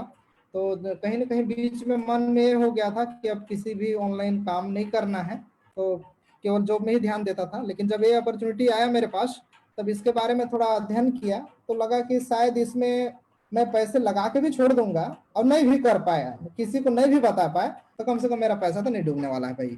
ऐसे मैं सोच के मैं सोचा कि मैं किसी को नहीं बताऊंगा, मैं पहले अपना कर लेता हूँ। मैं अपना कर लिया, और करने के बाद अब वहाँ भी कंडीशन हो गया था। मैं कई वेबिनार में आप लोग को बताया हूँ, मीटिंग में भी बताया हूँ कि मेरा शुरुआत में जब पेमेंट डाला था तो रुक गया था, फिर बाद में काफी 1-2 महीने बाद कंपनी से रिटर्न आया, तब विश्वास हुआ, तब अच्छे से काम करना शुरू किया। तो कंटिन्यू मैं कंपनी के बारे में जानता गया, कुछ मेरे को अलग लगा कि हाँ शायद मेरा करियर इसी में बन सकता है, क्योंकि इंजीनियरिंग में कई जगह और भी इंटरव्यू हमेशा देते रहता था, जॉब के लिए भी देते रहता था। तो उसमें भी बहुत अच्छा मतलब नहीं मिल पा रहा था, क्योंकि एक्सपीरियंस मांग रहे थे। 1-2 साल के एक्सपीरियंस आपके पास रहेगा तो आसानी से मिल जाता है, क्योंकि कोई भी कंपनी आपको कितना पढ़ाई किए हैं उससे उनको मतलब नहीं है, आप उस कंपनी के लिए कितना लाभप्रद साबित होने वाले हैं उनसे वो मतलब रखते हैं। तो ऐसा ही मैंने सोचा कि क्यों ना एक्सपीरियंस अनुभव अपना बना लूं, इसके बाद कहीं पे इंटरव्यू देने जाऊंगा तो ज्यादा अच्छा रहेगा। तो इसी दौरान मेरे को 9-10 जून 2018 को गोवा में एक इवेंट हुआ, इंटरनेशनल लेवल के लीडर आए थे कंपनी का। तो मैं भी सोचा कि इसमें अगर जाके सुनेंगे तो हो सकता है कुछ नया मिल जाए। तब वहां पे 3 दिवसीय इवेंट था, जब 3 दिवसीय इवेंट को अटेंड किया तब पूरा विजन क्लियर हो गया। वहां पे जाने के बाद उन्होंने बहुत सारे चीजों को फोकस किया और पूरे मास्टर कॉफी का ट्रेनिंग हुआ। उस ट्रेनिंग में इतना विजन क्लियर हो गया कि कंपनी बहुत बड़ी है और आने वाले समय पे लाइफ टाइम चलने वाली कंपनी है, बैकअप कंपनी का अच्छा है, इसमें अच्छा काम किया जा सकता है। उससे पहले मतलब उतना बिलीव नहीं मेरे को भी नहीं हो पा रहा था, रियलिटी यही है, क्योंकि शुरुआत में कई जगह था। तो आने के बाद फिर मैं कंटिन्यू काम करना शुरू किया, फिर ऑनलाइन तो करता ही था, फिर ऑफलाइन कुछ लोगों को बताना शुरू किया। जब लोगों को ऑफलाइन बताता था तो लोग डायरेक्ट ही बोल देते थे कि सर आप विदेश गए हैं क्या? तो मैं तो विदेश तो गया नहीं था। कि आप सफल हुए हैं क्या? तो सफल भी तुरंत नहीं, आप तुरंत ज्वाइनिंग किया है, सफल कैसे हो जाएंगे? तो ऐसे भी सवाल कई लोग करते थे कि आप पहले सफल हो जाओ इसके बाद मैं करूंगा, और आप पहले दिखाओ तब मैं देखूंगा, आप पहले कमाओ फिर मेरे को बताना, ऐसा करके। यहाँ तक कि कई लोग ऐसे भी बोलते थे कि आप पहले सफल हो जाओगे इसके बाद मतलब बताना। तो क्योंकि बहुत सारे जो लोकल लीडर रहते हैं उनको कहीं ना कहीं मन में वो रहता है कि मैं बहुत बड़ा लीडर हूँ, और छोटे लोगों छोटे लीडर का बात सुनना नहीं चाहते हैं। मैं उस समय के दौर पे इंजीनियरिंग कंप्लीट करके और बहुत अच्छा बैकग्राउंड, उतना बैकअप भी नहीं था कि मेरे पास हर चीज सुख सुविधा हो ताकि मैं बताऊं तो लोग बिलीव कर सके, ऐसा भी नहीं। हर कोई देखना चाहता है किसके पास क्या चीज है और कितना कर पाएगा, तो तब जाके करेंगे, भले कोई भी कंपनी रहे। तो लोग विश्वास उतना नहीं कर रहे थे। मैं ऑनलाइन प्रमोट करना शुरू किया, ऑनलाइन सभी सोशल मीडिया के माध्यम से, यूट्यूब के माध्यम से लोगों को बताना शुरू किया, और कंपनी के जगह जगह जाकर के इवेंट सुनना शुरू किया। कंपनी का ऑनलाइन मीटिंग भी, उस समय बहुत ज्यादा मीटिंग नहीं हुआ करता था कंपनी का, फिर भी लेकिन मीटिंग सब जानकारी इकट्ठा करने गया, नोट करते रहा कॉपी पेन के माध्यम से। और फिर इसके बाद बेलारूस में इको फेस्ट होता है हर साल। तो उस समय 15 जुलाई 2018 को इको फेस्ट था। तब मैंने सपना ठान लिया था कि मैं इको फेस्ट में जाऊंगा, अगर विदेश चला जाऊंगा तो शायद सब लोग फिर विश्वास मेरे में करना शुरू कर देंगे कि अरे ये तो विदेश चला गया है, अच्छा कंपनी होगा तब तो चला गया, विदेश जाके घूम के आ गया है, तब शायद मेरे साथ जोड़ेंगे। मुझे भी ऐसा लगा कि जाना चाहिए। मैं जाने के लिए मैं दिल्ली निकल गया और पूरा डॉक्यूमेंट लेकर के, पासपोर्ट भी बनवा लिया, हर चीज डॉक्यूमेंट के साथ में, और वहां भी चक्कर काटता रहा, क्योंकि दिल्ली में मेरे लिए बहुत नया था, पहला बार मैं दिल्ली गया था। और उसके लिए कहाँ पे एम्बेसी है, किस तरीके क्या क्या डॉक्यूमेंट है, तो समझ नहीं आ पा रहा था। काफी परेशानी करते करते लास्ट में वहां पे पैसे भी लगा, वहां पे पैसे दिया, 9,896 रुपए दिया था लास्ट में। मतलब योर मतलब वीजा इज रिजेक्टेड ऐसे करके आ गया। काफी मैं निराश होकर के आ रहा था, और लास्ट में रिजेक्ट हुआ। लेकिन उसी दौरान जब मैं एम्बेसी में बेलारूस जाने के लिए वो कर रहा था, तो मेरा मोबाइल जो था, मैं हाँ एयरपोर्ट से कहना चाहिए कि मेट्रो से उतर करके अपने होटल में जा रहा था, कि कुछ बाइकर जो होते हैं, बाइक में जो रहते हैं, कहना चाहिए कि चोरी करने वाले, तो दिल्ली में ही मेरा, न्यू दिल्ली के पास में मोबाइल जो था चोरी हो गया। तो चोरी हो गया तो मेरे पास कुछ डाटा भी नहीं बचा, उसमें सारे नंबर, सारे मोबाइल नंबर, हर चीज उसी में था। अब बेलारूस जाने की कहाँ सपना, और इधर मोबाइल चोरी हो जाना मेरे लिए एक नया जगह पे बहुत ज्यादा टेंशन वाली बात हो गया कि अब फोन करें तो किसको करें, ऐसा वाला स्थिति हो गया। मैं बहुत टेंशन में हो गया, नया मैं था, और बताता भी किसको बताता कि मेरा मोबाइल, कोई मोबाइल छीन के चला गया। मैं आवाज लगाता रह गया, लेकिन मोबाइल लिए 2 लोग बाइक में थे और छीन करके चले गए। तब जाके मैं उसको कंप्लेन भी किया, तो बोले कि बाबू ये कोई बहुत बड़ी बात नहीं है, ऐसा हमेशा होते रहता है, तुमको सावधानी की जरूरत था। मैं नया था, मेरे को पता नहीं चल पाया कि कितना सावधानी रखना चाहिए, तो उसी समय से वो भी सामना करना पड़ा। मैं वहां से फिर आगरा चला गया। आगरा सुभाष जी तब तक मेरे साथ जुड़ चुके थे, मेरे साथ थे, तो उनके घर में गया और फिर वहीं पे सारा सिचुएशन, फिर ऑनलाइन FIR भी कराया। फिर दूसरा मैं मोबाइल लिया, फिर इसके बाद वापस घर नहीं लौटा। मैं सोचा कि बेलारूस अगर नहीं गया हूँ तो फिर कंटिन्यू प्लान वहां दिया, काफी लोगों को प्लान वहां किया, प्लान करने के बाद जयपुर प्लान किए, फिर घूमता हुआ मतलब घर अपना छत्तीसगढ़ वापस आया। छत्तीसगढ़ जब वापस आए, काफी मतलब ग्राउंड स्तर पर मेहनत किए हैं और ग्राउंड स्तर से लीडर से जुड़े हुए हैं, तो कई समस्या इस तरीके से बीच बीच में सामना करना पड़ा। और कई लीडर जुड़ते गए, कई लीडर छोड़ते भी गए। बहुत सारे अच्छे अच्छे लीडर भी मेरे साथ में मिले और अच्छे अच्छे छोड़ते भी गए। इस तरीके से सामना हुआ, और उसी में से विजय रावल जी भी आज साथ में है, अच्छे लीडर में मेरे साथ शुरू से ही जुड़े रहे, और इस तरीके से बहुत अच्छा रहा। और इसके बाद हम लोग इंडिया टूर जान गए कि बेलारूस तो जा नहीं पाए, हम लोग देख भी नहीं पाए इको टेक्नो पार्क, तो क्यों ना इंडिया में इवेंट किया जाए। इंडिया में इवेंट करने का प्लान किए। तो पहला इवेंट हम लोग प्लान किए कि 26 अगस्त 2018 को याद है, 3:30 बजे का इवेंट था, और ये मणिपुर में इवेंट था। हम लोग वहाँ गए, हरविंदर सर भी वहाँ पे गए, और मिल करके वहाँ पे इवेंट हुआ 26 अगस्त को। इसके बाद इंडिया का टूर निकाले, इंडिया का पहला टूर निकाले। उसमें इंडिया के टूर में दिल्ली, छत्तीसगढ़, उड़ीसा, और इधर आपका राजस्थान में जयपुर का टूर निकाले। लगातार इवेंट किए और कंटिन्यू इवेंट हुए, लोग कंटिन्यू मेरे साथ अब आने लगे, लोग विश्वास करने लगे, कई इवेंट के माध्यम से होने लगा। तो और तब तक हरविंदर सर का साथ के बाद हो गया था, तो उनका भी अच्छा सपोर्ट रहा। अब कंटिन्यू इवेंट होने लगा, लोग धीरे धीरे इस न्यू के बारे में, कंपनी के बारे में, पहले स्विच था, स्विच के बारे में जानना शुरू कर दिए, क्या है किस तरीके से था। जहाँ तक कई तरह से फिर भी मैं ग्राउंड स्तर पे लीडर से प्लान भी देता था, लेकिन लोग कुछ लीडर ऐसे ऐसे मिलते थे। छोटा सा घटना मैं बताता हूँ, एक लीडर ऐसे थे, उनको मैं प्लान दे रहा था, वो बताया कि सर एक कुछ भी नहीं है। उस समय स्काईवे जो ट्रेन था उसके बारे में बता रहा था मैं, तो टेक्नोलॉजी के बारे में, तो उसमें बता रहे थे सर ऐसा कुछ भी नहीं है, ये केवल हवा में है, ये कंप्यूटराइज है, कुछ भी नहीं है, आप फालतू के सब मत करिए। अगर करना ही है तो आप मेरे शहर में लगवा दीजिए, आप मेरे शहर में लगवा दीजिए, उसी दिन मैं आपसे जुड़ जाऊंगा, मैं आपके साथ प्लानिंग कर रहा हूँ। ठीक है, तो मैं बोला कि देखिए सर, मैं तो जा नहीं पाया हूँ, मैं इस बार नहीं जा सका, लेकिन 2018 में कहना चाहिए नहीं जा सका, 19 में श्योर जाऊंगा। तो वहाँ है, मेरे सर गए हैं, लाइव दिखाए हैं, और रियलिटी है, फिर भी लोग विश्वास नहीं करे कि ऐसा नहीं है, कुछ भी नहीं है। मैं बोला कि सर ऐसा है, जब विश्वास नहीं है तो मैं काफी कॉन्फिडेंस के साथ में बोला कि सर अगर ऐसा है तो मेरे खर्चे पे आप चलिए, वहां जाकर मैं दिखाता हूँ हर चीज, अगर रियल होगा तो आपको पैसे देने पड़ेंगे, जो भी आने जाने के खर्चा मैं दूंगा उसको। अगर वहां पे नहीं होगा तो मेरे तरफ से आने जाने के जितने खर्चे लगे वो सब फ्री। तो वो बहुत बड़े नेटवर्कर थे, 20-30 साल का उनका एक्सपीरियंस था नेटवर्किंग। बोले कि क्या बताएं सर, मेरे साथ तो डेली नेटवर्किंग का बहुत सारे कंपनियों का आता है, कई अभी अमेरिका जाने के लिए आया था, लेकिन मैं जा नहीं पा रहा हूँ, टाइम टाइम कहाँ है सर, इतना एकदम बहुत सारे विदेश जाने के ऑफर आते रहते हैं, और मैं चाहूंगा तो डेली जा सकता हूँ, लेकिन नहीं जाना चाहता हूँ। लास्ट में मैं पूछा कि सर आप तो काफी अनुभवी रहे हैं, क्योंकि उनका बाल भी चुका था, तो मैं नहीं पका था, मैं तो छोटा था, उनको लग रहा होगा कि ज्यादा अनुभवी भी नहीं है, इसलिए वैसा बोल रहे थे लास्ट में। लेकिन मैं पूछा कि सर पासपोर्ट आपका कब बना है? कह रहे पासपोर्ट क्या, पासपोर्ट तो तुरंत बन जाएगा, मेरा तो अमेरिका का आदमी है, पूरा पासपोर्ट ऑफिसर मेरे साथ है, मेरे दोस्त है। मैं बोला कि बस बस जय श्री राम, मतलब मैं समझ गया कि आपका अगर पासपोर्ट नहीं बना है तो विदेश कहाँ जा पाएंगे। कुछ लीडर ऐसे भी मतलब सफर में रहे और इस तरीके से मुलाकात हुआ, तो आज तक वो मतलब बहुत अच्छा नहीं काम किए, तो छोड़ भी दिए, पता नहीं दूसरे कंपनी क्या क्या कर रहे नहीं पता।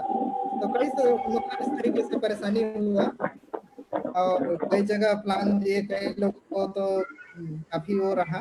और इसके बाद जब नवंबर 2018 में, नवंबर दिसंबर में कंटिन्यू एकदम इवेंट हम लोग किए इंडिया टूर में, और जनवरी तक आ गया। इसके बाद फरवरी में फिर मलेशिया का इवेंट हुआ, 9-10 फरवरी का इवेंट था मलेशिया का। उसका तैयारी करने लगे। फिर हुआ कि अब सपना विदेश जाने का मलेशिया ही पूरा होगा, और मैं ठान लिया कि अब मलेशिया जाना है। उस समय था कि अच्छा रैंक मतलब जितना रहेगा वो जाएंगे। उस समय लीडर मैनेजर बनना बहुत मुश्किल होता था शुरुआत में। कंपनी में गिने चुने लोग ही लीडर मैनेजर थे।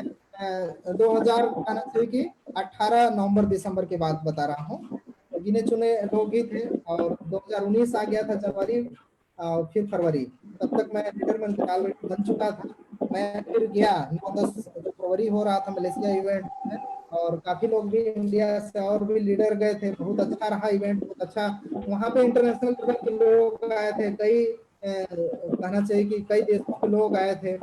वहीं पहली बार कंपनी के जो सीईओ हैं आंद्रे हरादो सर, उनसे रूबरू मतलब फेस टू फेस सामने से अपने आंखों से देख पाया। काफी ज्यादा विश्वास हुआ, वाह ये कंपनी के सीईओ हैं, मैं इनसे मुलाकात कर रहा हूँ, इतने बड़े कंपनी के साथ में मैं हूँ। पूरा विजन को कंपनी को और क्लियर हो पाया। पूरे वर्ल्ड के लीडर आए थे, कई अलग अलग देश से अपना अनुभव शेयर कर रहे थे। बहुत अच्छा अनुभव बताया अपन, और विजन क्लियर होता गया। और सारे जो भी अपडेट रहता था सब अपने टीम को भी मैं बताता था कि आज मैं यहाँ जा रहा हूँ, ताकि टीम अपडेट होते हुए काम कर रहे थे। जो अच्छा काम कर रहे थे उनके लिए बहुत अच्छा हो रहा था।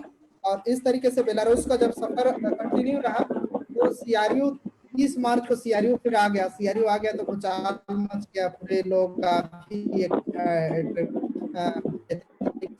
जुड़ते चले गए और अच्छा काम होता चला गया और कंटिन्यू काम होता गया। फिर 14 अगस्त 2019 का जो बेलारूस जाने का सपना था वो पूरा हुआ, और बेलारूस का सफर रहा, और बेलारूस का अनुभव पूरे अपने आंखों से जाके पार्क भी देखे। वहाँ पे कंपनी के सीईओ दोबारा न मिले उनसे। वहाँ एक बहुत अच्छा लीडर के लिए ट्रेनिंग था, और ट्रेनिंग अटेंड किए, और विजन क्लियर हो गया। और बहुत अच्छा मीटिंग और देख करके लगा लोग, और बहुत ज्यादा मतलब लोग भी देखे कि नहीं बार बार विदेश चला जा रहा है, तो लोग भी फोन करके फिर पूछने लगे कि क्या है। लोग और धीरे धीरे जुड़ते चले गए, और बाद में कंपनी का काम बहुत अच्छा चलता चला गया, और अच्छे अच्छे लीडर आते चले गए। तो कंपनी ने फैसला लिया कि क्यों ना हम इंडिया में बहुत बड़ा एक इवेंट करें। तो इवेंट ही 2019 का फैसला हुआ, और 2019 इवेंट के लिए कंपनी ने अपना घोषणा कर दिया कि इवेंट इंडिया में करेंगे।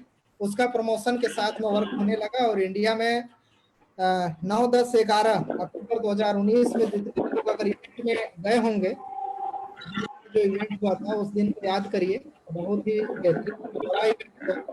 बस इवेंट आज तक अपने लाइफ में मैं तो अटेंड नहीं कर पाया था, शायद आप तो जरूर अपना शेयर करिएगा, बताइएगा मेरे को भी। बहुत अच्छा अनुभव रहा। बहुत सारा आदमी आने के बाद भी एक साथ उतने सारे लोग, 150 देशों के लोग आए होंगे, 25,000 लोगों के साथ में एक साथ इवेंट हुआ। उतने सारे लोगों के साथ में शामिल कहना चाहिए बहुत समय रहा, वो बहुत अच्छा रहा। और इस तरीके से कंटिन्यू इवेंट होने के बाद काम होता चला गया, और इस तरीके से सफर आगे बढ़ रहा है। और बहुत ही कहना चाहिए कि दौरान कई लीडर आए, कई तरीके से परेशानी हुआ। बीच में 1-2 जगह और भी कई तरह से मेरे को पैसे को लेकर के उतार चढ़ाव हुआ। एक जगह तो जहाँ तक मेरे को किडनैप करने जैसा भी सिचुएशन आ चुका था, वहाँ भी काफी पैसे का नुकसान मेरे को करना पड़ा, और मैं किसी तरीके से वहाँ से छोड़ करके फिर दूसरे जगह शिफ्ट हुआ। तो कई जगह परेशानी हुआ शुरुआत में, क्योंकि जब कोई भी देखिए लाइफ में कोई भी आप काम करेंगे, ये जान लीजिए कि बिना परेशानी के कोई भी लाइफ में कोई ऐसा काम नहीं है जो आसानी से हो जाए। हर काम में परेशानी है, इसको मैं जान चुका था। और जिस स्थिति में से मैं घर से निकला था, मैं यही निर्णय लेकर निकला था कि मैं दोबारा मुड़ के नहीं देखूंगा पीछे, जो परेशानी है उस परेशानी को, क्योंकि मैं आगे कंटिन्यू अगर नहीं करूंगा तो पीछे अगर मुड़ के चला जाऊंगा, दोबारा घर चला जाऊंगा, गाँव में रहूंगा, तो फिर लोग बोलेंगे कि इंजीनियरिंग करके दोबारा फिर घर में आ गया। तो ऐसा भी स्थिति हो जाता, और घर परिवार की स्थिति को भी देख रहा था कि से है, सब चीज को देखते हुए कंटिन्यू आगे बढ़ता चला गया। और यही मैं लोगों को भी बताता हूँ कि आप लोग भी जैसा भी कंडीशन से हैं, सभी तरह के इसमें इतना बड़ा प्लेटफॉर्म है कि अगर बहुत अच्छे आप सफल हैं, तो उस सफलता को और आगे ले जा सकते हैं इस प्लेटफॉर्म के माध्यम से, एजुकेशन के माध्यम से। इसमें वो एजुकेशन है कि आपके कई पोर्टफोलियो बनाने का अवसर मिलेगा यहाँ से। और कई इनकम का सोर्स बनाने का अवसर मिलेगा। और अगर आप नए हैं और आप सफल नहीं हैं, आपकी अगर इतिहास काफी एकदम लो बैकग्राउंड से है और आप चाहते हैं कि लाइफ में सफल होना, उन लोग भी इस प्लेटफॉर्म के माध्यम से अपने मेहनत की बदौलत यहाँ तक पहुंच सकते हैं, क्योंकि ऐसे लोगों की कंपनी तलाश करती है और ऐसे लोगों की कंपनी की भी जरूरत है, क्योंकि ये कंपनी लॉन्ग टाइम चलने वाली है और लॉन्ग विजन के साथ काम कर रही है। और दुनिया के 15 से 30% लोगों को अपने में एजुकेट करके, जो 10% से 90% जो डिफरेंस है, कि 10% लोग ऐसे हैं जिनके पास 90% पैसा है और बाकी लोगों के पास मात्र 90% लोगों के पास मात्र 10% पैसा है। उस अंतर को, उस गैप को कैसे समझना चाहिए, कैसे पूरा करना चाहिए, उसी चीज को पूरा करने के लिए इस न्यू के विजन मिशन के साथ काम कर रहे हैं। तो इस मिशन में आप लोग भी शामिल हो सकते हैं, सभी वर्ग के लोग, सभी तरह से लोग, सभी तरह के लीडर। बहुत सारे लीडर ऐसे होंगे जो कई अलग अलग कंपनियों में काम किए होंगे लेकिन अच्छा मुकाम हासिल नहीं कर पाए होंगे, अच्छा नाम नहीं बना पाए होंगे, लेकिन इस प्लेटफॉर्म के माध्यम से आप लोगों को सुनहरा मौका मिलेगा और एक रियल प्रोजेक्ट के साथ में, रियल एजुकेशन सिस्टम के साथ में मिल करके आप अपना पोर्टफोलियो के साथ एजुकेशन लेकर के बहुत अच्छा अपने फाइनेंशियल फ्रीडम ला सकते हैं। क्योंकि मैं इस स्थिति से गुजर के यहाँ तक पहुंच चुका हूँ और अभी अच्छे मुकाम पे हूँ। आप लोग भी इस तरीके से आ सकते हैं, क्योंकि कंपनी भी इस तरीके से आप सब जैसे मेहनती लीडर की जरूरत है। तो इस तरीके से मेरा सफर रहा।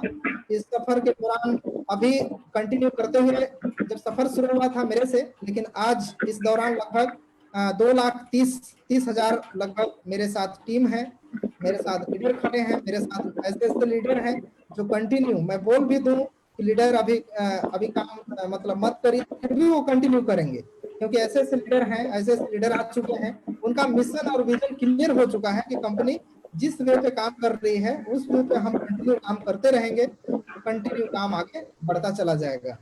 तो इस तरीके से काम को मैं पूरी लगन से किया। इस काम को देखते हुए कंपनी ने मुझे इंडिया में, क्योंकि जब मैं प्लान देता था तो लोगों के भी डिमांड आता था कि यहाँ पे ऑफिस है क्या, ऑफिस रहेगा तो हम लोग करेंगे। तो फिर कंपनी के ऑफिस लाने के लिए हम लोग काफी प्रयास किए, फिर ऑफिस आया।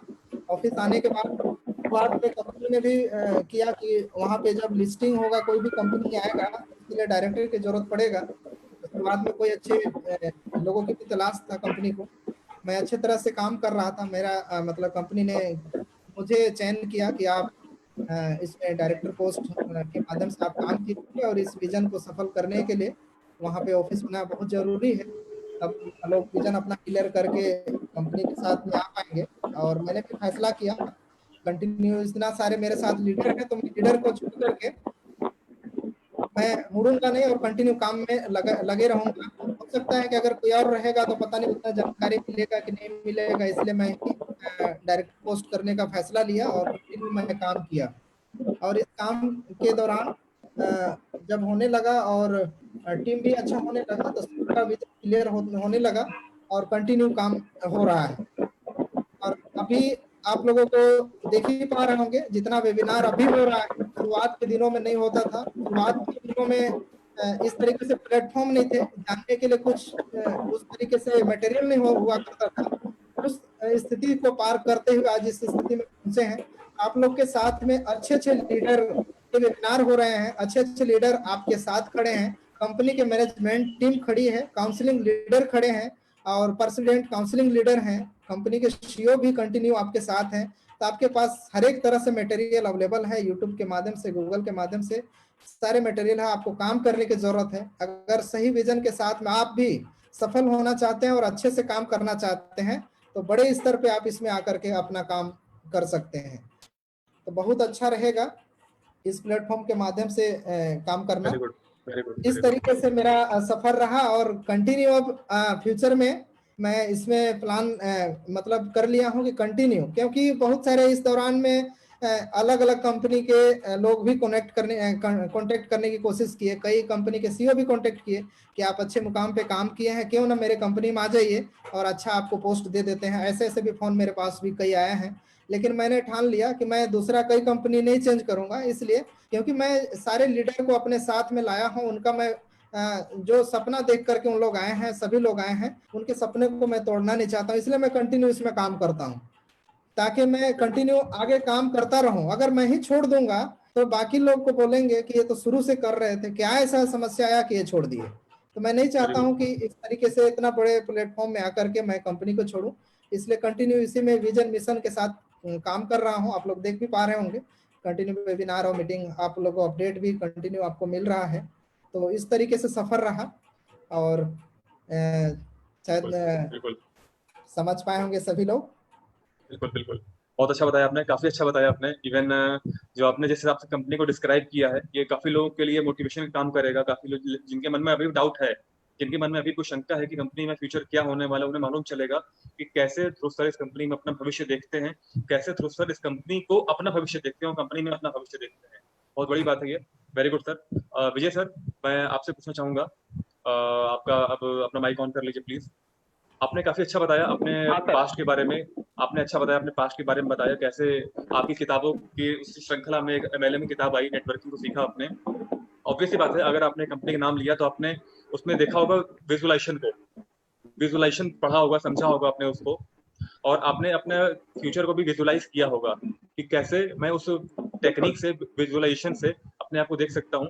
तो सर, इस कंपनी में आपका प्रेजेंट कैसा है आज? आप कैसे, आप जिस मुकाम पर हैं, क्या लगता है आपको आपकी प्रीवियस लाइफ में जितनी कंपनी आपने किया, कुछ डिफरेंट दिखता है यहाँ पर आपको, या ये भी सिर्फ एक कंपनी है आपके लिए? ओके, बहुत सारे सवाल आपने एक ही सवाल में किए हैं। आप एक अच्छे इंटरव्यूअर बन गए हैं और सवाल पूछने का जो भी आपका एक स्किल है, ये मुझे बहुत मैं इसके जब बाद में मैं सोचता हूँ तो मैं सोचता हूँ कि प्रवीण कुमार ये जो स्किल है वो कहाँ से सीखे है, क्योंकि इंटरव्यूअर जो होता है उनके पास एक स्किल होना चाहिए, कम से कम शब्दों में ज्यादा से ज्यादा जो भी इंफॉर्मेशन है वो इंटरव्यूअर से निकालनी चाहिए।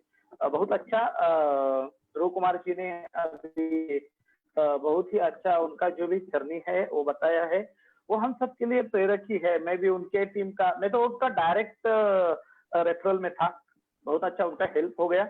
पर्सनली ग्राउंड लेवल पर उनको यहाँ आने की मैंने कभी डिमांड भी नहीं की और मुझे वो कभी जरूरत भी नहीं थी, क्योंकि उस चीज के लिए मैं शुरू से कैपेबल था।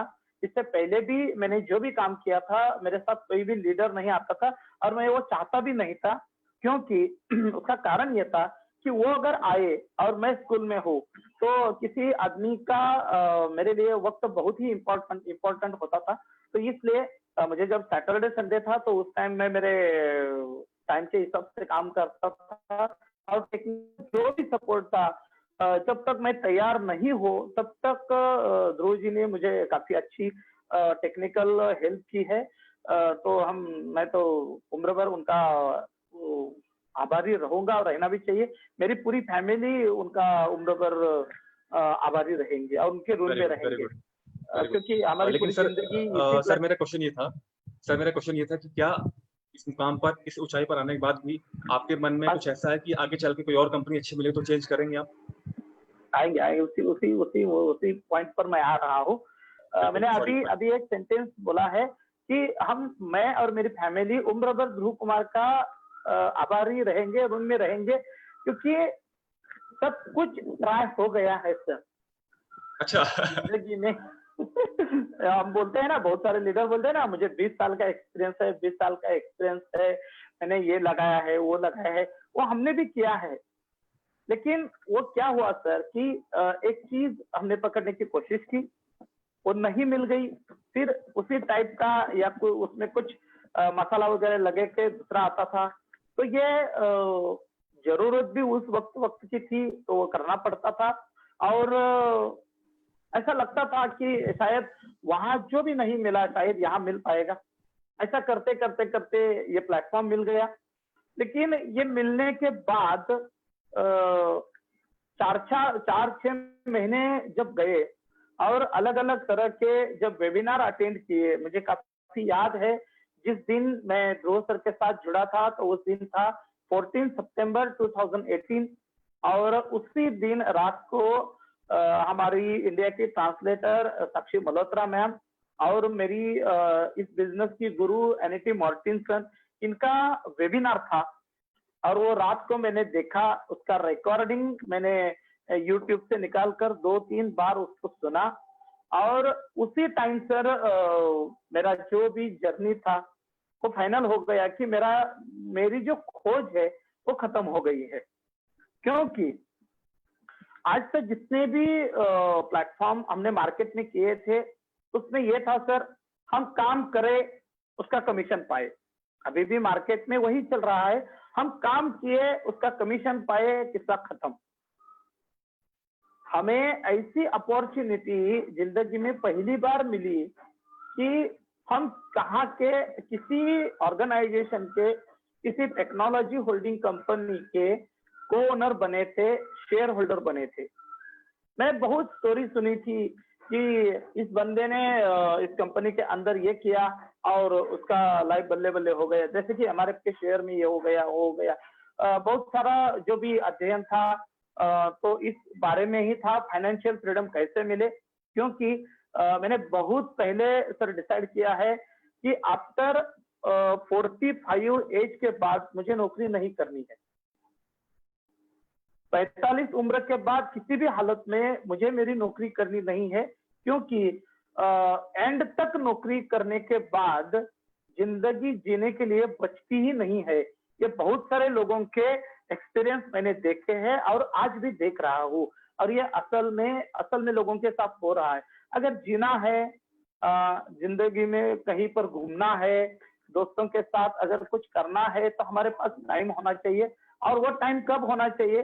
जब हमारे पैरों में ताकत हो, जब हम घूम सकते हो, आंखों से अच्छे तरह देख सकते हो, कानों से हम सुन सकते हो, हर एक चीज का हम अगर स्वाद ले सकते हो। यानी कि जब हमारे हाथ में जिंदगी है उसी टाइम हमें फाइनेंशियल फ्रीडम पाना है, ना कि हमारे हाथ में काटी हो, आंखों में चश्मा हो। उस टाइम अगर फाइनेंशियल फ्रीडम हो, हमारे हाथ में गाड़ी हो और उसका ब्रेक भी हम नहीं लगा सके, और उस टाइम हमारे पास फाइनेंशियल फ्रीडम हो, तो फाइनेंशियल फ्रीडम का कोई मतलब नहीं है। हम ये दूसरों के लिए छोड़कर जाने वाले हैं। तो मैं ये चाहता था कि 45 एज होने के बाद मुझे किसी भी हालत में नौकरी करनी ही नहीं है। अगर नौकरी नहीं करनी है तो जिंदगी कैसे बिताएंगे? तो उससे पहले ये मेरे साथ ये रेस थी कि वो फाइनेंशियल फ्रीडम है, वो फाइनेंशियल इंडिपेंडेंसी है, वो मुझे 45 से पहले मुझे पानी थी। क्योंकि यंग तक यानी कि 58 की एज तक नौकरी करके वो बिल्कुल नहीं होना है। तो इसलिए जब मुझे नेटवर्किंग के बारे में थोड़ा बहुत ज्ञान हो गया और ये मेरा फाइनल हो गया कि किसी भी हालत में नेटवर्क इंडस्ट्री को छोड़ना नहीं है, लेकिन खोज में था। खोजते जब ये मिला और ये 2-4 महीने के बाद काम करने के बाद ये पता चला कि ये लोग काफी ट्रांसपेरेंट है और इन लोगों का जो भी गोल है वो पैसा कमाने का गोल नहीं है। तो मैं थोड़ा सा आपका टाइम लूंगा और इसमें से लोगों को भी ये पता चले कि हमें काम करते वक्त कहाँ काम करना चाहिए। मान लो विजय रावल का और प्रवीण राय का और ध्रुव का एक ही गोल है और वो गोल है पैसा कमाना, और हम तीनों एक रेस में दौड़ रहे हैं। विजय राव काफी फैट है, वो काफी तेज से नहीं दौड़ सकता। ध्रुव कुमार ऊंची में उतने अच्छे नहीं है, वो भी अच्छे दौड़ नहीं सकते। लेकिन प्रवीण राय ऊंचा कद वाला है, वो काफी तेजी से दौड़ेगा। यानी कि क्या होगा, जो तेजी से दौड़ेगा उनको वो गोल हासिल होगा। बराबर ना सर? किसी भी गोल के वो एक ही टारगेट है, एक ही टारगेट में सबसे पहले जो पहुंचेगा उसको वो चीज मिलेगी। अब देखो, जहां भी लोग इंडिया के अंदर या दुनिया भर के अंदर सेल्स के बिजनेस में या प्रोडक्ट के बिजनेस में या कहीं पर भी काम कर रहे हैं, उनके पीछे उनके आगे कौन दौड़ रहा है? उसकी कंपनी दौड़ रही है। उसके जो जिस कंपनी में वो लोग काम कर रहे हैं उस कंपनी का मिशन क्या है? कोई सोशल नहीं है, बड़ा बिजनेस करना है और अच्छा खासा पैसा कमाना है। तो जो भी लोग वहां जुड़ते हैं वो उस रेस में पीछे होते हैं और वो कंपनी आगे होती है। तो सबसे पहले सबसे अच्छा सबसे ज्यादा पैसा कौन कमाता है? वो कंपनी कमाती है। और जब वो कंपनी बहुत अच्छा पैसा कमाती है तो उनके जो भी प्लान होते हैं वो चेंज होते हैं। तो फिर हम आ गए, फिर रास्ते पर प्लान चेंज हो गया, हमें इनकम नहीं होती है, उनका मिशन चेंज हो गया। हमें यहाँ ये होता है, मैंने जब यहाँ स्टडी किया कि एनाटॉमी यूनिवर्सिटी का जो भी गोल है वो पैसा कमाने का गोल नहीं है। उनका गोल क्या था कि दुनिया को कुछ देकर उनको जाना है। जैसे कि एडिसन ने दुनिया को बल्ब दिया, जेम्स वैट ने कुछ दिया, राइट बंधु ने उनको दुनिया को फ्लाइट दिया।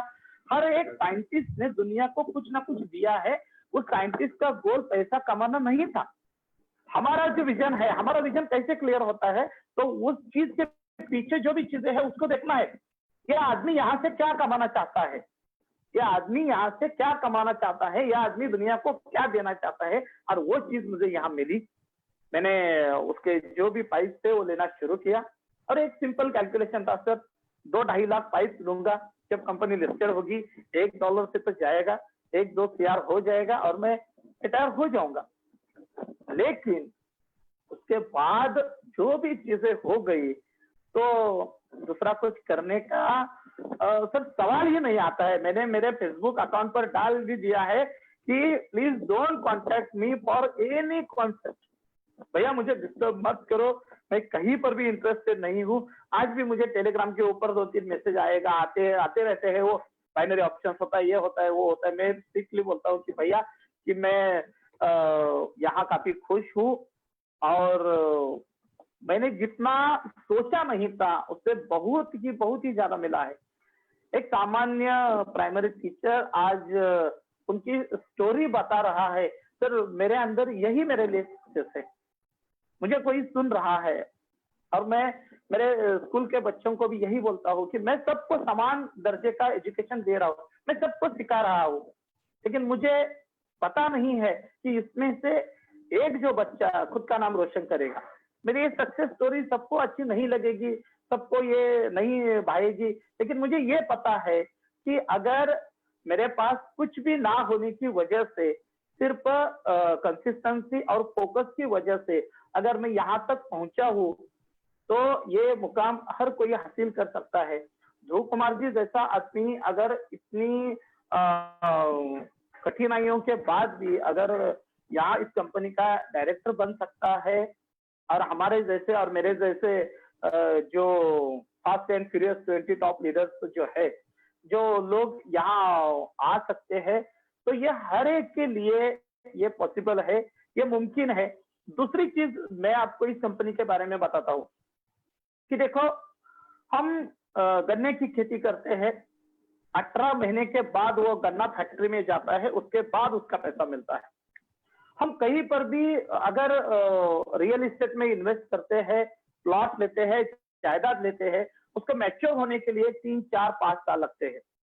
हम किसी भी सेक्टर के अंदर अगर कहां पर भी पैसा डालते हो, तो वहां हम ट्रेडिशनल लाइफ में देखते हैं कि कुछ ना कुछ टाइम, कुछ ना कुछ समय वहां देना ही पड़ता है।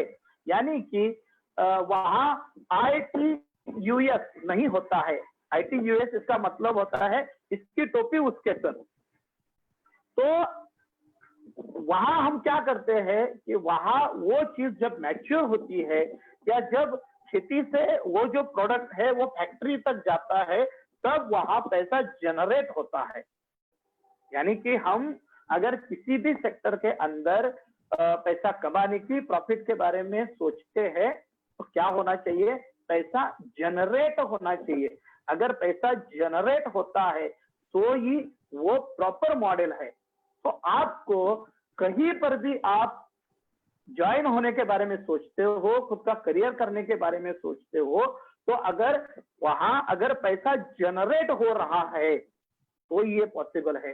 पैसा अगर रोटेट हो रहा है, ये उसका प्लान, उसका नेचर, उसका सब कुछ देखने के बाद हमें पता चलता है। और अगर रोटेट होता है तो हम भी उस रोटेशन की शिकार हो सकते हैं। और अगर सेल्समैन के या प्रोडक्ट बेचने के अगर माध्यम में हम जाना चाहते हैं, तो हमें सिर्फ सेल्समैनशिप करनी पड़ेगी। तो इससे अच्छा यह है कि खुद का बड़ा स्टोर डाले, या खुद ही कुछ प्रोडक्ट उसमें से होलसेल करके बेचे। क्योंकि प्रोडक्ट में बहुत बार ऐसा होता है कि ये प्रोडक्ट है, अभी ये चल रहा है, मानो आने वाले 2 साल में, 3 साल में ये प्रोडक्ट कैसे चलेगा? तो तब तक हमें अगर फाइनेंशियल फ्रीडम नहीं मिलता है, तो हमें उसके बाद फिर से नया ऑर्गेनाइजेशन ढूंढना पड़ेगा, नया प्लेटफॉर्म ढूंढना पड़ेगा। हमारे प्लेटफॉर्म में अलग चीज क्या है, तो लोग सोचेंगे ना आपके यहाँ अलग क्या है। हमारे यहाँ पहली चीज है एजुकेशन, जो एजुकेशन कहीं पर भी नहीं मिलता है, क्योंकि स्कूल में तो हम जो देते हैं वो तो एकेडमिक एजुकेशन होता है, वो तो बच्चे इच्छा हो या अनिच्छा हो उससे वो लेना पड़ता है क्योंकि वो जरूरत की चीज है। लेकिन हमारे यहाँ जो एजुकेशन होता है उसमें प्रैक्टिकल एजुकेशन है, थ्योरेटिकल एजुकेशन है। जो एजुकेशन हमें बाहर नहीं मिलता है वो एजुकेशन हमें मिलता है, और ये चीज हमारी कंपनी 2011 से करते आई है, यानी कि हमारा ट्रेंड ऑलरेडी मार्केट में सेट हो चुका है। इस मार्केट में हम पायनियर बन चुके हैं। दूसरी चीज, हम किसी भी कंपनी का कॉपी कैट नहीं है, हम किसी भी कंपनी का डुप्लीकेशन नहीं है। हम खुद ने इस मार्केट में हमारा जो भी ट्रेंड है वो हमने सेट किया है। यानी कि जो चीज अंद्रे कोहरावत सर ने मार्केट में लाई है वो ऑलरेडी आने पिछले 8-9 साल में ऑलरेडी प्रूव हो चुकी है। दूसरा है, हम किसी भी कंपनी में अगर ज्वाइन होते हैं तो हम मेंबर से ज्यादा नहीं होते। अगर कंपनी को प्रॉफिट होता है तो उस कंपनी के मालिक का प्रॉफिट होता है, हम सिर्फ तालियां बजाने के काम में होते हैं कि कंपनी का टर्नओवर 500 करोड़ हो गया, बजाओ ताली। कंपनी का टर्नओवर 1000 करोड़ हो गया, बजाओ ताली। अरे हमें क्या मिला? exactly. जो 5% लोग होते हैं उनके गले में माला पड़ती है, उनको ही जो भी चीजें है वो उनको मिलती है। हमें क्या मिलता है? Very good. हमें क्या मिलता है? यहाँ आप 10 रुपए का ले लो, 100 रुपए का ले लो, 1000 रुपए का ले लो, आप मालिक बनते हो। अब इतने बड़े ऑर्गेनाइजेशन का अगर आप मालिक बनने का चांस मिलता है तो ये मैं तो मानता हूँ ये आपने पिछले जन्म में कुछ अच्छा किया है, तभी अपॉर्चुनिटी आपके पास आएगी और आपको समझेगी और आप यहाँ अच्छे से ट्रैवल करेंगे। सर मैं यहाँ पहुंचा हूँ, मैं 1-2 मिनट और लूंगा। मैं यहाँ पहुंचा हूँ तो यहाँ मेरे साथ काफी शुरू में मेरे साथ जिन लोगों ने शुरुआत की थी उसमें रविंद्र मुड़े थे, स्वप्निल कोड़ी जो कंडक्टर है वो थे, उसके बाद आनंद परदेशी पुणे से है, उन्होंने भी अच्छा काम किया। उसके बाद दत्तात्रेय गढ़वे नाम के एक हमारे यहाँ ग्राम सेवक है, और कराड़ से राजेंद्र पवार है, संदीप पाटिल है, राजेंद्र काले है। ऐसे बहुत सारे लोग यहाँ हमें मिल गए। उन लोगों का जो भी हर वक्त मुझे सपोर्ट मिला। पूरी टीम अच्छी टीम है, अच्छी काम करती है। मुझसे ज्यादा नॉलेज रखने वाले लोग यहाँ मिल गए और मेरा काम सर आसान हो गया। मेरा सपना क्या था कि मुझे 2021 में 2022 में मुझे नौकरी छोड़नी है, लेकिन मुझसे बड़े बड़े सपने वाले लोग यहाँ आ गए और उन्होंने अच्छा खासा यहाँ बिजनेस भी किया। उनकी अच्छी खासी समझ यहाँ है और हमारा जो भी मिशन है, विजन है, उस हिसाब से वो सब लोग काम करते हैं और इस तरीके से अच्छा बिजनेस यहाँ चल रहा है। कंपनी का फ्यूचर क्या देखते हैं आप? कंपनी का फ्यूचर क्या देखते हैं आप? मैंने अभी आपको एक एग्जांपल बताया सर कि गन्ना जब 18 महीने खेती में होता है और वो जब फैक्ट्री में जाता है तब किसान को पैसा मिलता है। हमने शुरुआत ही की है, हमारा जो कंपनी का हमारा जो प्रोजेक्ट है उसके अंदर हम जो सोचते हैं कि मुझे फाइनेंशियल फ्रीडम या फाइनेंशियल इंडिपेंडेंसी कैसे मिलेगी। हमारे कंपनी के सीईओ ने जिस अलग अलग 20 सेक्टर में जो पैसा लगाया है उसके डिविडेंड जब आना शुरू होंगे उस टाइम पैसे का क्या करेंगे ऐसा सोचने को लोग मजबूर हो जाएंगे, क्योंकि इसमें कोई हवाबाजी नहीं है। यहाँ कोई क्या बोलते हैं सिर्फ फ्लेक्स पर दिखाना ऐसा कुछ नहीं है। जो रियल है, जो एक्चुअल है और पैसा कहाँ लगाया है।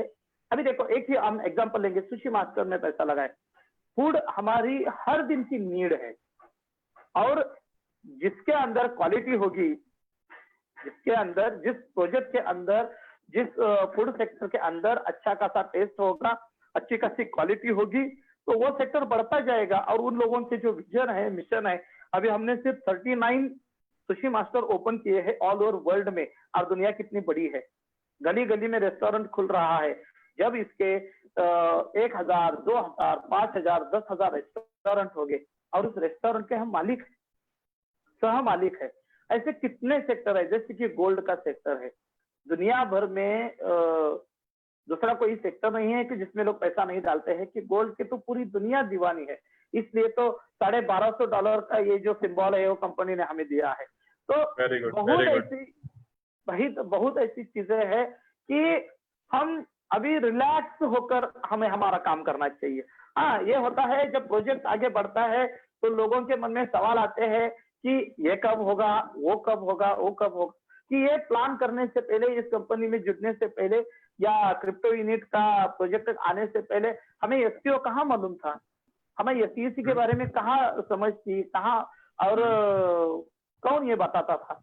अगर कंपनी का सीईओ सर, सबसे पहले मैं एक चीज आपको बताना चाहता हूँ कि हमें कुछ चीजें यहाँ क्लिक होनी चाहिए। कि एक सबसे बड़ी चीज मुझे इस कंपनी में ये लगी कि ट्रांसपेरेंसी। कंपनी के सीईओ अगर समरी मीटिंग में आकर कंपनी का पूरा ब्यौरा हमारे सामने रखते हैं तो इससे बढ़िया और क्या हो सकता है। मान लो मेरी सैलरी है, मेरी सैलरी का पूरा ब्यौरा मैं मेरे फैमिली के सामने रखता हूँ, तो वो फैमिली पैसे के बारे में, किसी और चीज के बारे में मेरे ऊपर शक ही नहीं करती। तो ये इंटेंशन हमें समझने पड़ते हैं। जैसे कि अभी ठंडी हवा आ रही है, इसका मतलब है थोड़ी देर में वहां बारिश होने वाली है। तो ये जैसा नेचर का जैसा इंटेंशन होता है, जैसा इस कंपनी के बारे में हमें ये पता होना चाहिए कि अगर कंपनी का मालिक आपके सामने सब चीजों का ब्यौरा रखता है तो इससे बढ़िया क्या करेंगे। ओके, आने वाले कंपनी में आप अपना फ्यूचर क्या देखते हैं? सर, कंपनी में वैसे तो प्रेसिडेंट तो होना ही है, उस तरीके से, उस हिसाब से तो काम शुरू है।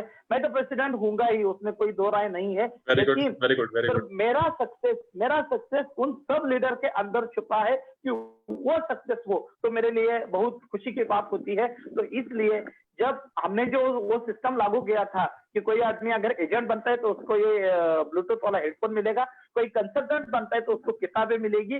वो किताबें पढ़े या ना पढ़े, लेकिन मेरे लिए सुकून की बात थी कि उनको सक्सेस मिला है और मैं उनसे मिलूंगा और उनको कुछ ना कुछ गिफ्ट दूंगा। वो सक्सेस होगा, उनका सक्सेस मेरे लिए बहुत खुशी की बात होती है। Very good, excellent. वाकई में टीचर हैं आप, और डर लगता है बात करते हुए आपसे कब आप डांट दें, क्योंकि मेरा एकेडमिक जो लाइफ रही है बहुत बेकार रही है। बहुत कोटा गया हूँ मैं, बहुत कोटा गया हूँ मैं। तो मैं थोड़ा दूर चलता है, आप डिसिप्लिन वाले नहीं हो। हाँ, मैं थोड़ा दूर रहता हूँ, मास्टर दूर थोड़ा रहता हूँ मैं। ओके ध्रुव सर, आपके ऊपर आते हैं। आप शादी कब करेंगे? क्योंकि जैसा अभी ध्रुव सर ने अभी बोला है कि ये मंदिर में रहे हैं, मंदिर में काफी रहना हुआ, तो आपको बहुत ज्यादा आपको धार्मिक प्रविष्टि होंगे, सनातन धर्म मानते होंगे, तो इसका मतलब आपने संन्यास ले लिया, शादी नहीं करेंगे आप? आपने ऐसा बोला अभी।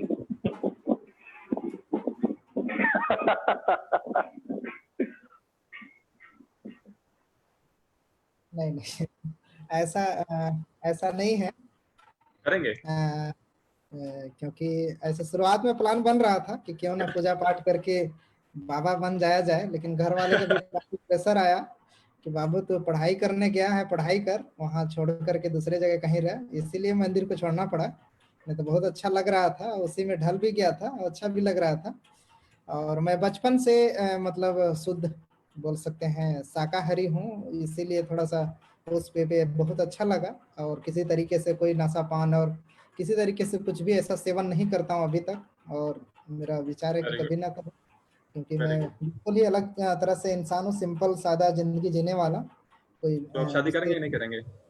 हाँ, शादी का ऐसे क्योंकि फैमिली का भी मतलब एक उम्मीद बन जाता है कि सफल होने के बाद शादी भी जरूरी होती है लाइफ के लिए, क्योंकि एक लाइफ को आगे बढ़ाने के लिए भी शादी जरूरी हो जाता है। इसलिए सब चीज को देखते हुए शादी का प्लान भी बहुत जल्द करेंगे, आप सभी को बताएंगे इसके बारे में अपडेट।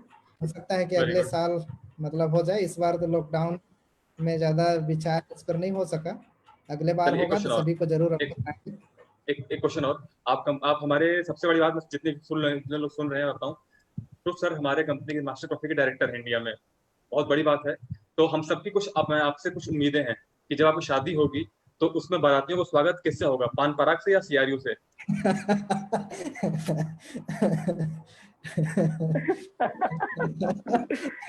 बताइए, पान पराग से स्वागत करेंगे या उनको अनब्लॉक सीआरयू देंगे आप? डायरेक्ट रेफरल को तो 1,000 10,000 अनब्लॉक सीआरयू डायरेक्ट रेफरल को तो मिलना चाहिए। वेरी गुड, उसमें मेरा नंबर बताइए लग सर। जाएगा ना sir. Very good, very good. देखेंगे उस कंडीशन के अनुसार फिर प्लानिंग करेंगे कि क्या गिफ्ट में देना चाहिए, लेकिन मैं सबको जरूर बताएंगे इसके बारे में, जब भी शादी होगा सबको जरूर बताएंगे। और आप सब एक फैमिली हैं, न्यू के जितना मेंबर हैं सभी लोग फैमिली हैं। आप लोग जरूर जब भी मैं अपडेट बताऊं जरूर आइए शादी में, घर परिवार में मिलके। आप लोग के भी कभी कोई फंक्शन होता है, कोई शादी होता है तो जरूर मुझे भी बुलाइए। कोशिश करेंगे कि हम भी उपस्थित हो करके एक मिल करके लाइफ को एंजॉय करते हैं, क्योंकि ये दुनिया का जान ही रहे हैं कि एक फैमिली एक दूसरे को अगर मिल के साथ में अगर नहीं रहेंगे तो आदमी पैसे कमा के भी कुछ रह नहीं जाता है, बस एक रह जाता है तो एक दूसरे का प्यार और एक दूसरे का मतलब मेल मिलाप ही रह जाता है, वही लोग याद रखते हैं। तो मैं इसीलिए सबसे घुल मिल करके भी रहता हूँ। तो आप लोग का जब भी कभी भी ऐसा मौका मिले तो जरूर बुलाइए। मैं जब अपडेट बताऊं तो जरूर आइए आप लोग। नहीं, बिल्कुल, हम लोग सब तैयार बैठे हैं, आप जल्दी करिए, हम लोग तो बैठे हैं, आप बुलाइए, हम लोग आ जाएं। हाँ, बिल्कुल बिल्कुल। चलिए, रावल सर, मैं आपके पास आना चाहूंगा। जैसे कि एक बहुत बड़ी बात अभी आपने बोला, रावल सर ने बहुत अच्छी बात बोली। जैसे कि रावल सर के पास सबसे बड़ी बात 21 साल का एक्सपीरियंस है नेटवर्किंग का, जैसे सर ने बोला 99 में सर ने था। तो सर आप ये बात लोगों के सामने कहते क्यों नहीं है? आज पहली बार क्यों बोला आपने? इससे पहले भी कई सारे प्लेटफॉर्म आपको मिले होंगे, इससे पहले कभी क्यों नहीं बोला कि आपके पास 21 साल का एक्सपीरियंस है? सर वो एक्सपीरियंस ऐसे होता है कि उस एक्सपीरियंस को एक्सपीरियंस ना मानो, वो तो एक धब्बा होता है सर। क्योंकि अभी देखो किसी भी यूट्यूबर को अगर कोई वीडियो बना रहा है, मेरे बहुत सारे फेवरेट है, और उन्होंने ये बोला है कि ये जो इंडस्ट्री है यहाँ हमारा करियर सिर्फ 3 से 5 साल के अंदर हो जाना चाहिए। और मैं पिछले 20 साल से MLM कर रहा हूँ, तो मैं डोंकी वर्क ही करता था, गलत धारणा लेकर यहाँ चल रहा था। तो ये जो 20 साल का एक्सपीरियंस है उसमें से मैंने पाया क्या? धोखा धोखा धोखा। और उस धोखा क्यों पाया? लालच की वजह से मैंने धोखा पाया। तो ये एक्सपीरियंस नहीं होता है सर। अगर आपके पास एक्सपीरियंस है तो सिर्फ इतना एक्सपीरियंस है कि आपने इतनी कंपनियां की। एक्सपीरियंस में देखो जो जानवर होते हैं एक के पीछे एक जाते हैं, और किसी गड्ढे में अगर गिरता है कोई प्राणी तो उसके बाद वो उस जगह जाता ही नहीं। आदमी की बात ये होती है कि वो गलती तो करता है लेकिन वो गलती बार बार करता है। और अच्छा विधान यह है कि गलती करो और हर बार वही गलती मत करो, नई गलती करो। लेकिन यहाँ अगर 20 साल का एक्सपीरियंस है तो मैं खुद मानता हूँ कि हमने वही गलती दोहराई थी। भगवान का शुक्र है कि हमें ये प्लेटफॉर्म मिला, ये ऑर्गेनाइजेशन मिला कि हमारे गलतियां बंद हो गई। सर सक्सेस की परिभाषा हर एक के मायने में अलग अलग होती है। कोई देखेगा कि जब मुझे फाइनेंशियल फ्रीडम मिलेगा तब मैं ये होगा, मुझे उसको सक्सेस मानूंगा। कोई कहेगा कि मेरा इतना टारगेट हो जाएगा नेटवर्क के अंदर तब मैं सक्सेस मानूंगा। मैं शुरू में ये कहा कि अगर किसी बंदे को इसका पूरा का पूरा ज्ञान होता है तो ये शुरुआत में सक्सेस है। क्योंकि इसको अगर आप पकड़ेंगे तो आपका नुकसान होना अलग अलग जगह पे, आपका जो भी नुकसान होता है वो नुकसान कंप्लीटली बंद हो जाएगा। और वहां से यहाँ आप तरक्की करोगे तो आपको सक्सेस की सीढ़ियां चलने का यहाँ बार बार मौका मिलेगा। तो एक्सपीरियंस ये है कि एक्सपीरियंस का अच्छा इस्तेमाल करके 20 साल में आपने जो भी अच्छा किया है उस अच्छे का इस्तेमाल अगर हम यहाँ करेंगे, उसमें से हम जो टीम के साथ रिलेशनशिप होता है उसमें अगर हम अच्छे से उसका इस्तेमाल करेंगे, अकाउंटेबिलिटी के बारे में कई पिछली बार किसी के साथ गलत व्यवहार होने के बाद अगर वो रिलेशन स्पॉइल हो चुका है तो उसको हम दुरुस्त करके अकाउंटेबिलिटी हर एक के साथ अच्छी करेंगे और वो जो एक्सपीरियंस है उसको हम यहाँ अच्छा करेंगे। पिछली बार किसी को टाइम पे टाइम नहीं दे रहे थे, एग्जैक्ट टाइम को फॉलो नहीं कर रहे थे, तो वो जो एक्सपीरियंस था उसका हम यहाँ दुरुस्त करके हम यहाँ अच्छा खासा वो जो चीजें है जो पिछली बार अच्छी तरह से नहीं कर सके थे, तो यहाँ हम उसको यूटिलाइज करना है, यूज करना है और हमें आगे जाना है। मैं मानता हूँ कि 20 साल का अगर किसी के पास 22 साल का 25 साल का एक्सपीरियंस है तो उसमें से अच्छे चीजों को निकालिए, मोती ढूंढिए और उसका इस्तेमाल आप यहाँ करिए, तब ये उस 20 साल का 22 साल का एक्सपीरियंस आपको यहाँ काम आएगा। तो अगर आपके अंदर ये जाएगा मेरे पास 20 साल का एक्सपीरियंस है तो ये युगो होगा और ये युगो आपके अच्छे इंसान बनने के, अच्छे जो भी चीजें है वो मुकाम हासिल करने के लिए ये अड़ंगा रहेगा। तो अगर 20 साल का एक्सपीरियंस है तो उसमें से अच्छी चीजें यहाँ इस्तेमाल कीजिए, वो आपके लिए और आपके टीम के लिए, सबके लिए, इस इंडस्ट्री के लिए बहुत बेहतर होगी। मतलब आपका कहना है कि जो लीडर्स बात पे अपने आप छाती पीटते हैं कि मुझे 25 साल का एक्सपीरियंस, मुझे 20 साल का एक्सपीरियंस है, जो ऐसे कहते हैं, क्या वो नॉलेज नहीं दे रहे हैं वो लोगों को? काहे का नॉलेज देगा सर? वो खुद के अंदर की खुद की छवि को चमकाना चाहता है, किसी को नहीं बोलना है। मेरे टीम में मैं किसी को भी नहीं बोलता हूँ क्योंकि ये मुझे 20 साल का एक्सपीरियंस है। अगर आपके 6 महीने का 1 साल के एक्सपीरियंस से सामने वाले को कुछ मिलता है, सामने वाले को ज्ञान मिलता है, सामने वाले को समझ मिलती है, सामने वाले को हेल्प होती है, सामने वाले का स्ट्रक्चर बड़ा होता है, उसको कुछ ना कुछ मदद होती है, तब आपका ये आज लोग हमें यहाँ सुनते होंगे तो विजय रावल का जो भी है पिछला जन्म या कुछ भी है करे वो नहीं चाहिए, उनको एक मैसेज चाहिए कि ये जो अभी चल रहा है इसका मेरे बिजनेस में या मेरे पर्सनल लाइफ में उसका क्या उपयोग होगा। ये 20 साल का एक्सपीरियंस अगर कोई बार बार बोलता है कि मुझे 20 साल का एक्सपीरियंस है, 20 साल का एक्सपीरियंस है, भैया आपका 20 साल का एक्सपीरियंस अपने पास रखो। मुझे इस बिजनेस के अंदर हमारे रिलेशन अभी क्यों बने हैं सर? हम इस बिजनेस के अंदर है, इस ऑर्गेनाइजेशन के अंदर है, इस कंपनी के अंदर है, हमें एक दूसरे की मदद से हमारी जिंदगी में कुछ तरक्की हो, हमारा स्ट्रक्चर ऊंचा हो, हमें इस बिजनेस के अंदर अच्छी खासी समझ मिले, तो उस 20 साल के एक्सपीरियंस का हमें यहाँ उपयोग होगा। और मैं सब लीडर से बोलता हूँ कि भैया ये मत दोहराओ कि आपके पास इतना बड़ा एक्सपीरियंस है, उस एक्सपीरियंस का इस्तेमाल इतना करो कि लोगों ने आपको पूछना चाहिए, अरे वाह आप कब से यहाँ हो, आपकी समझ इतनी अच्छी है, आपका रिलेशनशिप मेंटेन करने का आपका अंदाज इतना अच्छा है, आपकी अकाउंटेबिलिटी अच्छी है, आप जो हमारी केयर करते हैं वो इतनी अच्छी है, तो मुझे ये बताओ कि आप ये सब चीजें सीखे कहाँ से? तब हमें बताना चाहिए सर।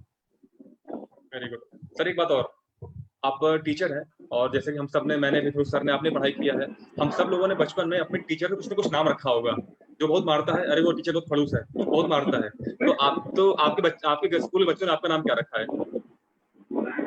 बच्चे ने जो नाम कुछ रखा होगा ये तो अभी तक मुझे नहीं पता। अभी पिछले महीने का एक इंसिडेंट है, हमारा एक स्टूडेंट है वो यहाँ कैनरा बैंक का मैनेजर बन गया। हम सब टीचर उनका जो भी सत्कार है वो करने के लिए उनके घर पर गए थे और उस टाइम बच्चे मुझे बोल रहे थे कि सर उस टाइम अगर आप हमें डांटते नहीं, जो पनिशमेंट नहीं करते तो हम आगे नहीं बढ़ते। और जो भी बच्चे अच्छा खासा एजुकेशन नहीं कर पाए वो जब हमें रास्ते में मिलते थे उनको घर में चाय पानी के लिए बताते थे, सर आपने मारा तो बहुत लेकिन हमारे यहाँ कुछ मटेरियल नहीं था तो हम कुछ नहीं कर सके। तो वो ध्यान में रखते हैं कि आपने उस टाइम मारा था, डांटा था, ये किया था, लेकिन सर इसमें ये होता है कि मेरा पर्सनल ये है कि मेरा इंटेंशन ये है कि बहुत सारे लोगों को ये चीजें नहीं मिली, अब काफी आसान कर दिए गवर्नमेंट ने, सभी स्टेट गवर्नमेंट, सेंट्रल गवर्नमेंट, इन सब ने ये काफी आसान किया है। तो सब ने अभी जो भी स्टूडेंट यहाँ है अभी शिक्षा कर रहे हैं तो यह अपॉर्चुनिटी को मिस नहीं करना चाहिए, क्योंकि एजुकेशन इज द इंश्योरेंस। अगर शिक्षा ही नहीं है तो जिंदगी में हमें हमारी वैल्यू कुछ भी नहीं है। तो अगर कोई डांटे भी, कोई कुछ भी कहे, सर एजुकेशन तो लेना ही चाहिए। और बच्चे अगर नाम पीछे रखते भी होंगे तो आज तक किसी ने बताया नहीं, अगर पता चलेगा तो अच्छा भी लगेगा और बुरा भी लगेगा। क्या पता, तो उसे बहुत कूटेंगे आप? नहीं सर, अभी क्या करना है। मेरा जो आगे का सर्विस रहेगा, आगे का सर्विस जो रहेगा सर, मैं उसमें इम्प्लीमेंटेशन करूंगा। चलिए एक लास्ट क्वेश्चन आपसे, फिर मैं सेशन खत्म करूंगा। लास्ट क्वेश्चन आपसे, जैसा कि आप टीचर हैं, आपके पास अगर माना जाता है कि ज्ञान का जो सबसे बड़ा भंडार है वो किताबें नहीं होती है, वो टीचर होता है। जो हम लोगों ने पढ़ा है अपने जो हमें पढ़ाया गया, फैमिली पढ़ाया गया है कि एक टीचर जो होता है वो ज्ञान का भंडार होता है। किताबें कभी ज्ञान नहीं देती हैं, किताबों को पढ़ के बताने वाला ज्ञान देता है रियल में, क्योंकि उसके पास प्रैक्टिकल एग्जाम्पल होते हैं। तो आपके पास जब ये सिस्टम आया होगा, जब आपने ऑनलाइन या ऑफलाइन इस कंपनी के बारे में जाना होगा, तो क्या आपके मन में कभी ऐसा आया, अरे अब मैं दुनिया पढ़ा रहा हूँ, मुझे तो पढ़ाने आए हो? कभी ऐसा आया? क्योंकि मैं अपना एग्जांपल देना चाहता हूँ। मैं आज भी, जब आपने जो मेरे टीचर्स हैं, मैं जब उनके सामने जाता हूँ, बताता हूँ कि मैं इस कंपनी में हूँ, यहाँ पर हूँ, ये मेरा लेवल है, ये मेरी रैंक है, और ये कंपनी बहुत बड़ी है, बहुत अच्छी कंपनी, पूरा बताता हूँ, वो मुझे बोलते हैं, अरे यार तुझे बचपन में मैंने पढ़ाया, तुझे पढ़ाने आए हो? तुमने कितनी दुनिया देखी है अभी तक? तुमने क्या जाना अभी तक? मैं हजारों बच्चों को पढ़ा के मैंने क्या क्या बना दिया है, तुम मुझे पढ़ाने आए हो इस कंपनी के बारे में? तो आपके मन में कैसा नहीं आया, जब ध्रुव सर आपके पास आए होंगे तो आपके मन में आया होगा कि यार तुम मेरे स्टूडेंट की उम्र के हो, मेरे विद्यार्थी की उम्र के हो, और तुम मुझे पढ़ाने आए हो, मैं बच्चों को पढ़ाता हूँ। बहुत अच्छा सवाल है सर। लेकिन मैंने मेरी जिंदगी में एक ही सेंटेंस को मन में रखा था कि ये जो मिडिल क्लास की जो गरीबी होती है, तो मैं फिर से दोहरा रहा हूँ, ये जो मिडिल क्लास की जो गरीबी होती है ना, उसमें ये वाला युग नहीं होना चाहिए सर। और ये पीढ़ी दर पीढ़ी चलती जा रही है। बच्चा 6 साल का हो, बच्चा 10 साल का हो, ध्रुव कुमार की एज मुझे नहीं पता थी, क्योंकि मेरा इंटेंशन उस साइड से नहीं था। मेरा इंटेंशन ये था कि मुझे कहीं पर से भी ऐसी अपॉर्चुनिटी मिले और मैं उसे पकड़ू कि मेरा लाइफ उसमें से फ्री हो जाए। मेरे लिए इंपॉर्टेंस क्या था सर? टाइम है, मनी है, फैमिली है, और जो चीजें है फाइनेंशियल फ्रीडम में जो चीजें आती है, वो उस चीजों के ऊपर मैं स्टडी करता था। वैसे तो ध्रुव कुमार इस जर्नी में मुझे बीच में मिले। जैसे कि मैं पहला मेरा जो जर्नी शुरू हुआ था, तो एक फेसबुक में फ्रेंड था अमरावती से, उनके साथ में जुड़ा था। लेकिन वो बंदा, ये उनके साथ इस प्लेटफॉर्म को जुड़ने के बाद उन्होंने मुझे एक ही महीने के अंदर 3-4 प्लेटफॉर्म की जानकारी भेजी थी। तो मैं समझ चुका कि इसका विजन क्लियर नहीं है, इसको इस कंपनी के बारे में अच्छा खासा नॉलेज नहीं है, और ये एक ही चीज पर करना नहीं चाहता है। तो मैंने जो इंस्टॉलमेंट का जो मेरा ये था, मैंने शुरू रखा था और काम भी करता था। लेकिन एक घड़ी ऐसी आ गई कि मेरा इंस्टॉलमेंट बीच में अटक गया और उसने मुझे हेल्प नहीं किया। तो फेसबुक में मैंने पूरा सर्च किया कि स्काईवे लीडर कौन है, skyway leader India, skyway leader, best skyway leader, ऐसा सर्च किया। तो उसमें ध्रुव कुमार जी का वो मुझे नंबर मिला, यूट्यूब का लिंक मिला, मैंने उनको कांटेक्ट किया है। ध्रुव कुमार मेरे इस प्लेटफॉर्म के जुड़ने से पहले मेरी उनकी कोई जान पहचान नहीं थी, कुछ नहीं था। मुझे सिर्फ नॉलेज चाहिए था और हेल्प चाहिए थी। तो वो अच्छी खासी ध्रुव कुमार जी से मुझे मिली। बीच बीच में मुझे उनके साथ जब बात होती थी, कभी कभार गुस्सा होता था, ये होता था, तो मुझे नॉलेज चाहिए था। हरविंदर हैरी सर ने भी बहुत बार मुझे अच्छा खासा हेल्प किया है। शुरू शुरू में विजन क्लियर नहीं था, तो मैं इन लोगों को बार बार परेशान करता था, कॉल करके उनसे मैं वेरिफिकेशन करता था, ये कैसा है, वो कैसा है, क्योंकि मुझे वो लोगों को बताने में कोई दिक्कत ना हो। और मैं लोगों के साथ यहाँ जो भी बिजनेस किया है, मुझे सैटरडे हाफ डे मिलता था, संडे फुल डे मिलता था। पिछले 2 साल से मैं उतना ही टाइम दे रहा हूँ और मैं मेरे टीम का पूरा आभारी हूँ, क्योंकि उन्होंने मुझे भी समझा कि मेरा स्कूल है, मेरी ड्यूटी है, मैं उतना टाइम नहीं दे पाऊंगा। लेकिन फिर भी वो लोग पहले दिन से जिस भावना से, जिस प्यार से, जिस इंटेंशन से मेरे साथ जुड़े हैं, मैं भगवान का लाख लाख शुक्र अदा करना चाहता हूँ कि आज भी उस हक से उस प्यार से और उसी इंटेंशन से मेरे साथ जुड़े हैं। इसमें से यह है कि हमारी ट्रांसपेरेंसी है, जो भी है वो पूरा का पूरा उनको जो हम टेक्निकल आज भी जो भी मदद करते हैं वो सच्चे दिल से करते हैं, तो वो उनको भी पता है, उनको जो भी नॉलेज मिलता है वो भी सही मिलता है, उसमें से कुछ पाने का ऐसा करने का कोई इंटेंशन नहीं होता है, उनको भी पता है। और अच्छी बात है कि बहुत अच्छे अच्छे लोग यहाँ मिले और वो सिर्फ बिजनेस पार्टनर नहीं है, तो हमारे फैमिली के अभी वो पूरे के पूरे मेंबर बन चुके हैं और ये बहुत बड़ी चीज है सर। बिजनेस, पैसा, रिकॉग्निशन, फेम ये सब मिलेगा, लेकिन जो लोग यहाँ मिले हैं ये बहुत बड़ी जायदाद मुझे यहाँ मिली है सर। और बीच में जब आपने इस कंपनी को ज्वाइन किया तो और एक अच्छा खासा जो हम सेतु बोलते हैं कंपनी और हमें जोड़ने का अच्छा जो एक कनेक्टिविटी पॉइंट होता है वो आप मिले हैं, तो ये भी क्या कम नहीं है सर।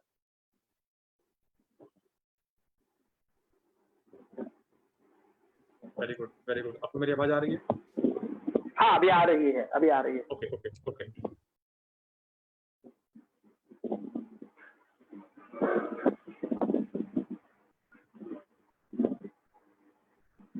नवीन सर,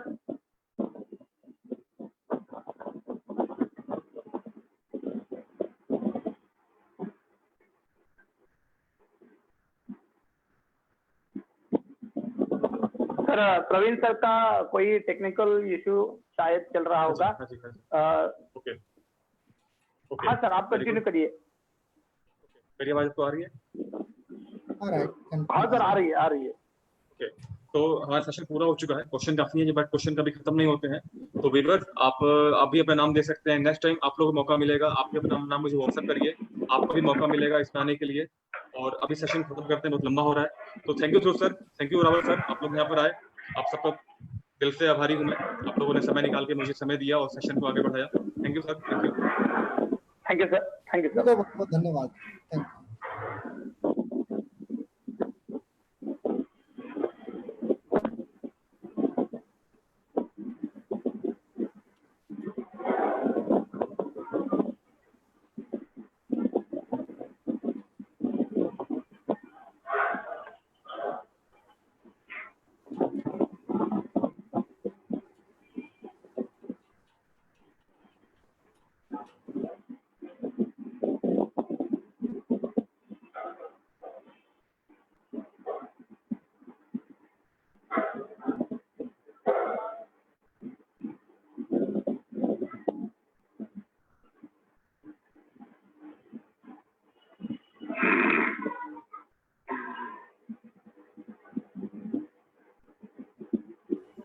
ठीक है विजय रावल जी, इसको डिस्कनेक्ट करता हूँ।